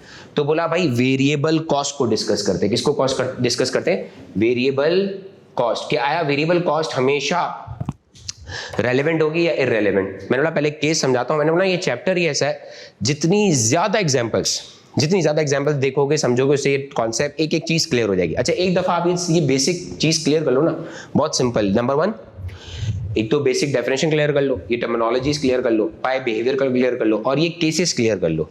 एक दफा ये 3 बातें अगर आप क्लियर कर लेते हो तो आपका रेलेवेंट कॉस्टिंग का कॉन्सेप्ट बहुत अच्छा बिल्डअप हो जाता है। फिर उसके बाद आगे क्या है? तो उसके बाद आगे है practice. The more we do practice, जितनी ज्यादा हम प्रैक्टिस करेंगे, जितने ज्यादा सवाल करेंगे, उतना हमारा कॉन्सेप्ट क्लियर हो जाएगा। सर वो प्रैक्टिस कब होगी? वो प्रैक्टिस इंशाल्लाह हम कहाँ करने वाले हैं, जो हमारे पास अब क्रैश कोर्स आने वाला है 24 नवंबर से स्टार्ट होगा और 6 दिन का मेरे हिसाब से कोर्स चलेगा, बैक टू बैक क्लासेस होंगी, 6 दिन का कोर्स होगा। उसमें हम उस क्रैश कोर्स में सवालात करेंगे, इसकी प्रैक्टिस करेंगे। जितने ज़्यादा सवालात करेंगे उतना हमारा कॉन्सेप्ट और क्लियर होगा, हमारा दिमाग और खुलेगा। हमें वो जो छोटी छोटी टेक्निकल जार्गन्स में वो जो छोटे छोटे ट्विस्ट देता है वो भी हमारे कवर अप हो जाएंगे उस क्रैश कोर्स में। ये आपके लिए क्या कहते हैं, समझ लो टेस्टर वीडियो होगी, टेस्ट कर लो, देख लो भाई ऐसा है। तो अब आ जाओ वेरिएबल कॉस्ट की तरफ। By behaviour variable cost. Variable cost में क्या हो रहा है कि यार सपोज करो, वो याद है मैंने ABM प्राइवेट लिमिटेड की मिसाल दी थी, English biscuit private manufacturing private limited, English biscuit manufacturing private limited की मिसाल दी थी। तो वो लोग एक बिस्किट बनाते हैं, उनका एक ही ब्रांड है, मुझे नहीं पता और कितने ब्रांड है, मैं ये इस ब्रांड को बहुत ज्यादा यूज करता हूँ, पीक फ्रींस। तो सपोज करो पीक फ्रींस वाले या पीक फ्रींस के ब्रांड के अंदर हमारे पास एक पहले से ही कॉन्ट्रैक्ट चल रहा है, एक हम पहले ही बिस्किट बना रहे हैं, ग्लूको बिस्किट जो भी व्हाटएवर, ग्लूको बिस्किट बना रहे हैं, और उस बिस्किट को बनाने की हमारी वेरिएबल कॉस्ट $5 पर यूनिट है, और ये हमारा नॉर्मल प्रोडक्शन है, चल रहा है काम, कंटिन्यू काम है, रेगुलर काम है, कंटिन्यू काम है, चल रहा है। अच्छा, अब हम एक अदर ब्रांड, एक अदर प्रोडक्ट शुरू करना चाहते हैं, एक नया, अब हम सपोज करो कोई कुकीज नाम का हम एक प्रोडक्ट शुरू करना चाहते हैं, और उस कुकी को बनाने की जो हमारी वेरिएबल कॉस्ट आने वाली है वो $6 पर बिस्किट या पर यूनिट आने वाली है। दिस इज अवर डिसीजन, हम फैसला लेने जा रहे हैं, दिस इज अवर डिसीजन कि जो हमारी वेरिएबल कॉस्ट आएगी इस कुकी को बनाने की वो $6 पर यूनिट आएगी। और ग्लूकोज को तो अभी तो बना रहे, तब अगर बहुत कंफ्यूजिंग सवाल बना दे तो आपको 2 प्रोजेक्ट्स दे देगा, एक वो प्रोजेक्ट जो एग्जिस्टिंग प्रोजेक्ट है और एक वो प्रोजेक्ट जो अभी प्रोजेक्ट लॉन्च होने जा रहा है, वो डिसीजन जो भी होगा। बहुत कंफ्यूजिंग सवाल अगर बना दे, ठीक है। तो अब इसकी बात करते हैं ग्लूकोज की। भाई पहली बात तो इसको कहेंगे अनएट्रीब्यूटेबल वेरिएबल कॉस्ट, वो वेरिएबल कॉस्ट जो इस डिसीजन को एट्रीब्यूट नहीं करती, इसका इससे कोई ताल्लुक नहीं है। इनडायरेक्टली रिलेटेड वेरिएबल कॉस्ट, इस डिसीजन से इस वेरिएबल कॉस्ट का कोई ताल्लुक ही नहीं है। भाई ग्लूकोज बिस्किट बनाने का कुकीज के डिसीजन से कोई सरोकार ही नहीं है, कोई कनेक्शन ही नहीं है। बात समझ में आ रही है? तो पहली बात, ये तो बात समझ में आ गई, चाहे आप कुकीज बनाओ तो भी $5 का खर्चा ग्लूको की प्रोडक्शन में आता रहेगा, आप कुकीज नहीं बनाओ तो भी खर्चा आता रहेगा। तो ग्लूको की वेरिएबल कॉस्ट, ग्लूको की सारी वेरिएबल कॉस्ट तो क्या होगी बेटा, इररेलेवेंट हो गई, ठीक है। मतलब क्या सीखने को मिला, variable cost of existing activities is irrelevant cost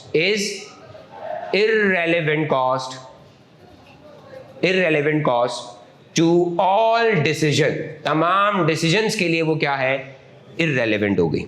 बात समझना कि variable cost of existing activities is irrelevant cost to all decision, वो तमाम डिसीजन के लिए इररेलेवेंट होगी, उसका डिसीजन से कोई ताल्लुक ही नहीं है।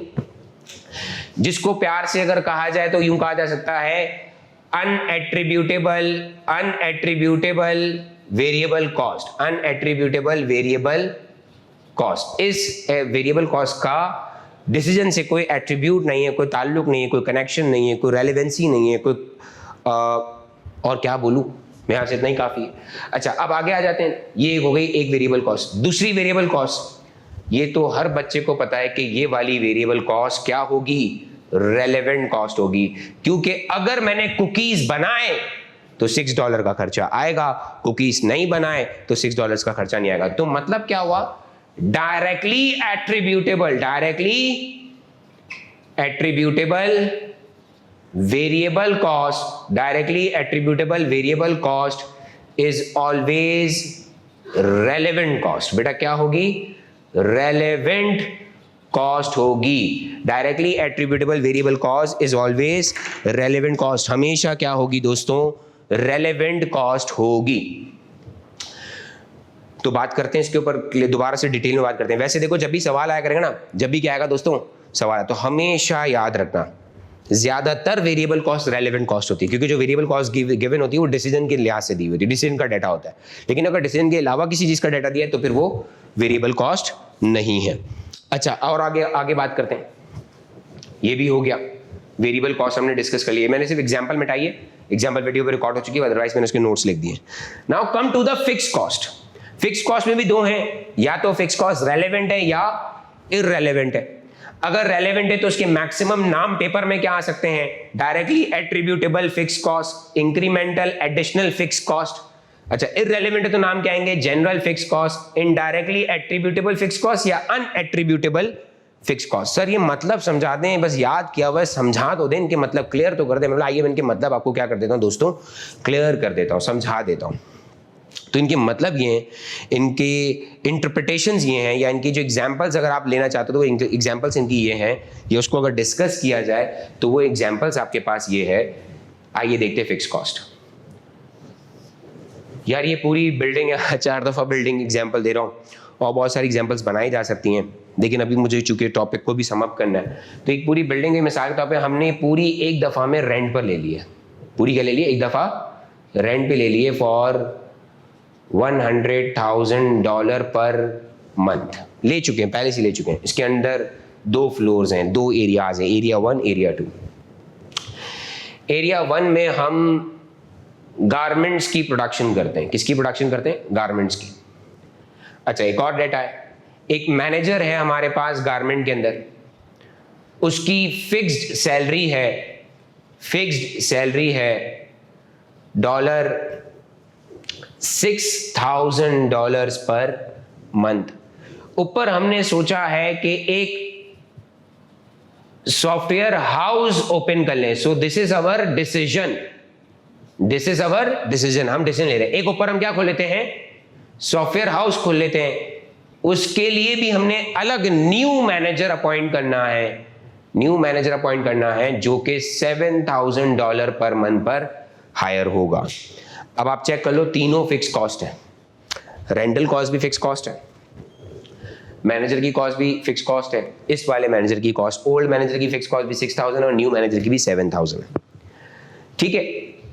अच्छा, अगर हम वो फाइनेंशियल रिपोर्टिंग की तरफ चले जाएं, एब्जॉर्प्शनल कॉस्टिंग की तरफ चले जाएं, एबीसी की तरफ चले जाएं, तो वो सब यही कहेंगे कि भाई ये रेंटल कॉस्ट को तो अपोर्शन होना चाहिए, डिवाइड होना चाहिए दोनों सेगमेंट्स में, गारमेंट में भी और सॉफ्टवेयर हाउस में भी। लेकिन मैं ये बोल रहा हूं कि अगर हम रेलेवेंट कॉस्टिंग प्रिंसिपल्स के तहत पढ़ें कि भाई सॉफ्टवेयर हाउस ओपन करने की रेलेवेंट कॉस्ट क्या है, रेलेवेंट कॉस्ट, तो बोला भाई एक ही रेलेवेंट कॉस्ट है। अगर डिसीजन लिया तो ये मैनेजर अपॉइंट करना पड़ेगा, और अगर डिसीजन नहीं लिया तो ये मैनेजर अपॉइंट नहीं करना पड़ेगा। अदरवाइज ये भी इररेलेवेंट कॉस्ट है, ये भी क्या है? इररेलेवेंट कॉस्ट है। अब देखें ये रेलेवेंट क्यों है? क्योंकि ये fix cost directly attributable fix cost है। किससे? प्रोजेक्ट से।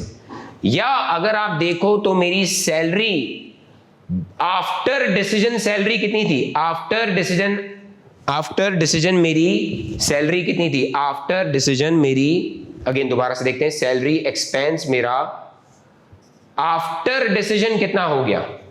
आफ्टर डिसीजन तो देखा जाए 7 और 6 होते हैं $13,000, $13,000। और बिफोर डिसीजन से पहले मेरी जो फिक्स मैनेजर की कॉस्ट थी, सैलरी थी, वो कितनी थी? 6,000। तो मुझे ये बताइए मेरी इंक्रीमेंटल फिक्स कॉस्ट कितनी हुई? इंक्रीमेंटल फिक्स कॉस्ट हुई $7,000। इंक्रीमेंटल फिक्स कॉस्ट हुई $7,000। तो समझना, इंक्रीमेंटल एडिशनल फिक्स कॉस्ट जो भी होगी वो हमारे लिए रेलेवेंट होगी, क्योंकि डिसीजन लूंगा तो ये $7,000 से मेरा सैलरी का खर्चा बढ़ जाएगा, डिसीजन नहीं लूंगा तो मेरा $7,000 से सैलरी का खर्चा नहीं बढ़ेगा। तो ये दोनों टर्मिनोलॉजी समझ में आ गई कि रेलेवेंट कॉस्ट क्या है। अच्छा, अब इररेलेवेंट की तरफ आते हैं। तो जो अनएट्रीब्यूटेबल या इनडायरेक्टली अनएट्रीब्यूटेबल या अनएट्रीब्यूटेबल कॉस्ट है वो कौन सी है? वो इस मैनेजर की जो फिक्स कॉस्ट है वो है, इररेलेवेंट होगी। क्यों? इस $6,000 पर मंथ जो मैनेजर की सैलरी है, इसका ऊपर वाले सेगमेंट से कोई ताल्लुक ही नहीं, गारमेंट के मैनेजर से, सॉफ्टवेयर के मैनेजर से या सॉफ्टवेयर के डिपार्टमेंट से कोई कनेक्शन ही नहीं है, कोई ताल्लुक ही नहीं बनता। ठीक है। और एक हमारे पास है general fix cost. General fix cost वो जनरली आ रही है, वो सिर्फ यूं नहीं कही जा सकता कि वो गारमेंट की वजह से आ रही है, वो दोनों सेक्टर्स की वजह से आ रही है। वो जनरल फिक्स कॉस्ट क्या है? वो रेंट है, पूरी बिल्डिंग का रेंट है। अब वो पूरी बिल्डिंग का रेंट दोनों सेगमेंट्स की वजह से आ रहा है, लेकिन वो अभी भी इररेलेवेंट है। पहले तो ये मैंने सिखाया कि what is relevant, what is irrelevant. बात सुनिएगा, अगर हमने सॉफ्टवेयर का डिसीजन लिया तो हमें 7,000 रुपये का खर्चा आएगा, सॉफ्टवेयर का डिसीजन नहीं लिया तो हमें 7,000 रुपये का खर्चा नहीं आएगा, रेलेवेंट। सॉफ्टवेयर का डिसीजन नहीं लूं तो भी खर्चे आ रहे हैं, 6,000 का डॉलर का भी खर्चा आ रहा है, रेंट का भी खर्चा आ रहा है, तो ये क्या हो गई, इररेलेवेंट। अब ये सारी फिक्स कॉस्ट है, तो ये तो रेलेवेंट फिक्स कॉस्ट भी, तो उसका सवाल में डाटा इसी तरह गिवन होगा, दिया होगा डायरेक्टली एट्रीब्यूटेबल फिक्स कॉस्ट दी हुई होगी, तो आपने वो रेलेवेंट कॉस्ट ले लेनी है while computing cost, while making schedule for decision making. जब आप डिसीजन मेकिंग का शेड्यूल बनाओगे तो आप ये कॉस्ट कंसिडर कर लोगे, लेकिन इररेलेवेंट कॉस्ट कंसिडर नहीं करोगे, और सवाल में वो इन नामों से आपको तंग करेगा। This is our first phase, पहला फेज था रेलेवेंट कॉस्टिंग का, जिसमें मैंने डिटेल कॉन्सेप्ट क्लियरेंस दिया आपको, किस चीज की, रेलेवेंट कॉस्टिंग की, कि what is relevant cost. Terminologies जो बहुत तंग करती हैं, कभी इंक्रीमेंटल हो जाती है, कभी अपॉर्चुनिटी हो जाती है, कभी संग, कभी कुछ, तो मैंने आपको डिफरेंट केसेस सिनेरियोस करके समझाया कि बेटा देखो, अगर डिसीजन को थोड़ा सा डाटा उसका बदल दोगे, थोड़ा सा सिनेरियो बदल दोगे, तो जो चीज़ शायद आपको थोड़ी देर पहले रेलेवेंट लग रही थी वो इररेलेवेंट लगेगी, और जो चीज़ पहले इररेलेवेंट थी वो रेलेवेंट होगी। तो मैंने आपको बहुत डिटेल इसको समझाया, सारी टर्मिनोलॉजीज को समझा। फिर हमने बिहेवियर से देखा कि भाई तमाम variable cost, all variable cost will be relevant cost, बस याद रहे कि ये वेरिएबल कॉस्ट डिसीजन की होनी चाहिए। फिक्स कॉस्ट आपके पास दो तरह की है, एक तो जो आ रही है, जो अभी तक कंटिन्यूसली आ रही है, उसका डिसीजन से कोई ताल्लुक नहीं है, तो फिक्स कॉस्ट तो हमेशा क्या होगी, इररेलेवेंट। लेकिन कुछ फिक्स कॉस्ट आ जाती हैं, बढ़ जाती हैं नए डिसीजन लेने से, नए मैनेजर को अपॉइंट कर लिया है, नई बिल्डिंग रेंट पर ले ली है, नया कोई कॉन्ट्रैक्ट कर लिया है जिसके अंदर मैं फिक्स पेमेंट करनी है, तो वो जो नए खर्चे करेंगे वो डायरेक्टली एट्रीब्यूटेबल फिक्स कॉस्ट करेंगे, इंक्रीमेंटल एडिशनल कॉस्ट कराएगी।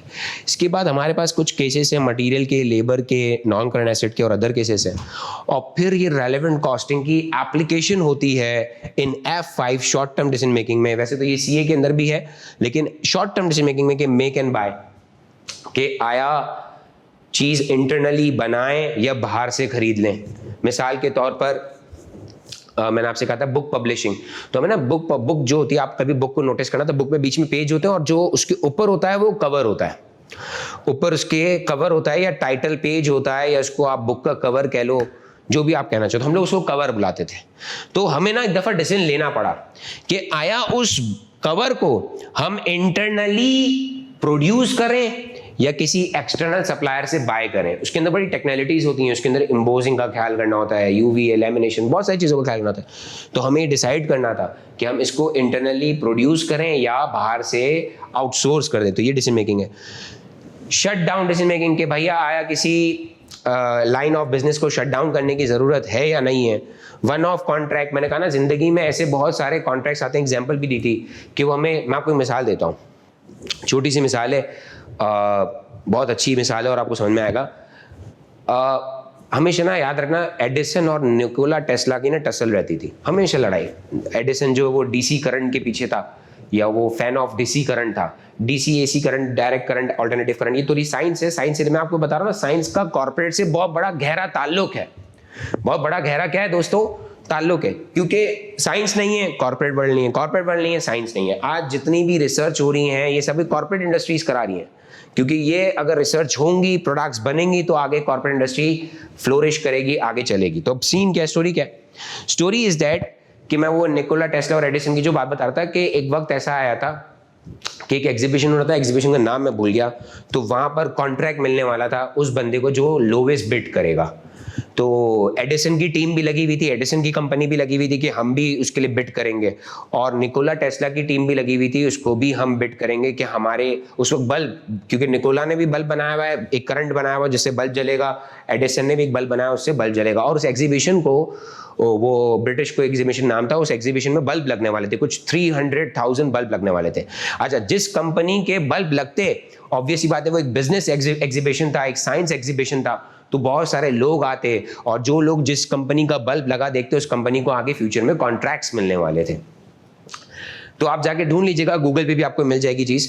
तो स्टोरी क्या थी? अच्छा, सबको ज्यादा भरोसा पता है किसके ऊपर था? एडिसन के ऊपर था, और निकोला के ऊपर नहीं था, क्योंकि ऑल्टरनेटिव करंट जो है वो इंसान के लिए उस जमाने में क्या कहते हैं हार्मफुल हुआ करता था। अब हुआ क्या, मैं सिर्फ मैनेजमेंट अकाउंटिंग पर्सपेक्ट से बता रहा हूं, मैं उसका साइंस पर्सपेक्ट या मैं उसके दूसरे पर्सपेक्ट नहीं बता रहा, कॉन्स्पिरेसी पर्सपेक्ट नहीं बता रहा, मैं इसका मैनेजमेंट अकाउंटिंग पर्सपेक्ट से अगर देखूं तो हुआ ये था कि क्या कहते हैं एडिसन ने भी बिड किया, निकोला टेस्ला ने भी बिड किया। पहली बात तो एसी करंट का जो बल्ब बनता है वो बहुत चीपेस्ट बनता है, सस्ता बनता था, तो पहली बात उसकी जो बिडिंग प्राइस थी वो बहुत कम थी और निकोला को पता था। अच्छा, निकोला बहुत बदनाम हो चुका था साइंस की उसमें, उसको हम लोगों ने पहले इतनी इज्जत नहीं दी, अब आज मरने के बाद हम उसको इज्जत देते हैं। तो मैंने कहा कि निकोला जो है उसको भी पता था कि अगर ये एग्जीबिशन में मेरे बल्ब लग गए, एडिसन को भी पता था अगर मेरे बल्ब लग गए तो हम क्या कहते हैं, मतलब आज मैं कहता हूँ वो शायद वो एग्जीबिशन ही टर्निंग पॉइंट था। अगर उस एग्जीबिशन में एडिसन के बल्ब लगे होते तो आज पूरी दुनिया एडिसन के बल्ब यूज कर रही होती, और अगर उस एग्जीबिशन में निकोला के बल्ब लगे हैं जो कि लगे थे तो आज हम सब एसी करंट वाले बल्ब्स यूज करते हैं, लाइट्स यूज करते हैं, एसी करंट पर हम बहुत सारी क्या कहते हैं इलेक्ट्रॉनिक आइटम्स यूज करते हैं। तो वो एग्जीबिशन में एक छोटी सी बात ये थी कि जो बिड प्राइस एडिसन ने दी थी उसकी कुछ समझ लो 1/3 कर लो या उसका हाफ कर लो, निकोला ने क्या कहते हैं कोट की थी प्राइस। और मुझे वो प्राइसेस याद नहीं, अच्छा ये पहले मैंने केस स्टडी बहुत डिटेल में पढ़ी थी तो मुझे उसके नंबर सारे याद थे, लेकिन नंबर याद नहीं, लेकिन बता रहा हूँ कि निकोला ने बहुत कम प्राइस वो की थी। लेकिन ये निकोला के लिए क्या था, एक वन ऑफ कॉन्ट्रैक्ट डिसीजन था कि जिसने ये एग्जीबिशन अचीव कर लिया वो आगे क्या कहते हैं यूं कह लो कि इलेक्ट्रॉनिक इंडस्ट्री का फ्यूचर था। तो वन ऑफ डिसीजन हमारे पास होते हैं, कभी कभी जिंदगी में ऐसे डिसीजन लेने पड़ जाते हैं कि जैसे कोई भी डिसीजन हो तो वो डिसीजन अगर हमने ले लिया तो हमें काफ़ी ज़्यादा क्या हो जाएगा, फ़ायदा हो जाएगा। ठीक है, आगे फर्दर प्रोसेसिंग डिसीजन, क्या हमने एक प्रोडक्ट बना लिया, इसको फर्दर प्रोसेस करके इसके अंदर और अमेंडमेंट्स करके इसके अंदर और फीचर ऐड ऑन करके इसको सेल आउट करें या इसको सिंपल सेल आउट कर दें जैसा ये भी बना हुआ है। तो इसमें फर्दर प्रोसेसिंग नॉट प्रोसेसिंग ये डिसीजन डिस्कस होगा और उसको हम डिटेल में डिस्कस करेंगे इन अवर क्रैश कोर्स फ्यूचर क्लासेस। इंशाल्लाह फिर मुलाकात हुआ करेगी हमारी डिफरेंट क्लासेस डिफरेंट उसमें। और इसके अलावा अगर आपको कोई भी प्रॉब्लम है in management accounting, in financial accounting, in ACCA, CA, CPA, किसी भी सब्जेक्ट में, you can contact me on this number 0336284565 चूंकि ये पाकिस्तानी नंबर है तो आप यहाँ पे +92 भी लगा सकते हैं। तो बोला 0336284565 this is my contact WhatsApp number, you can WhatsApp me. कोई भी सवाल है, कोई कॉन्सेप्ट डिलीवरेंस है, कोई चीज़ है तो वो अभी हमारे पास KNS में इंशाल्लाह क्या कहते हैं 24 नवंबर से हम लोग क्या कहते हैं क्रैश कोर्स स्टार्ट करेंगे और मार्च टाइम में हम लोग क्या कहते हैं F9 लॉन्च करेंगे, उसकी क्लासेस स्टार्ट हो जाएंगी after the papers of December attempt. And June attempt में इंशाल्लाह हम मुलाकात कर सकते हैं F5 और F9 में in the KNS institute Karachi में है। ऑनलाइन कोर्स क्लास भी होगी और फिजिकल भी, जो आप ऑप्ट करना चाहें, जो आपको ज़्यादा इफेक्टिव लगती है आप उस क्लास में क्या कहते हैं आके बैठ सकते हैं। जज़ाकल्लाह, शुक्रिया।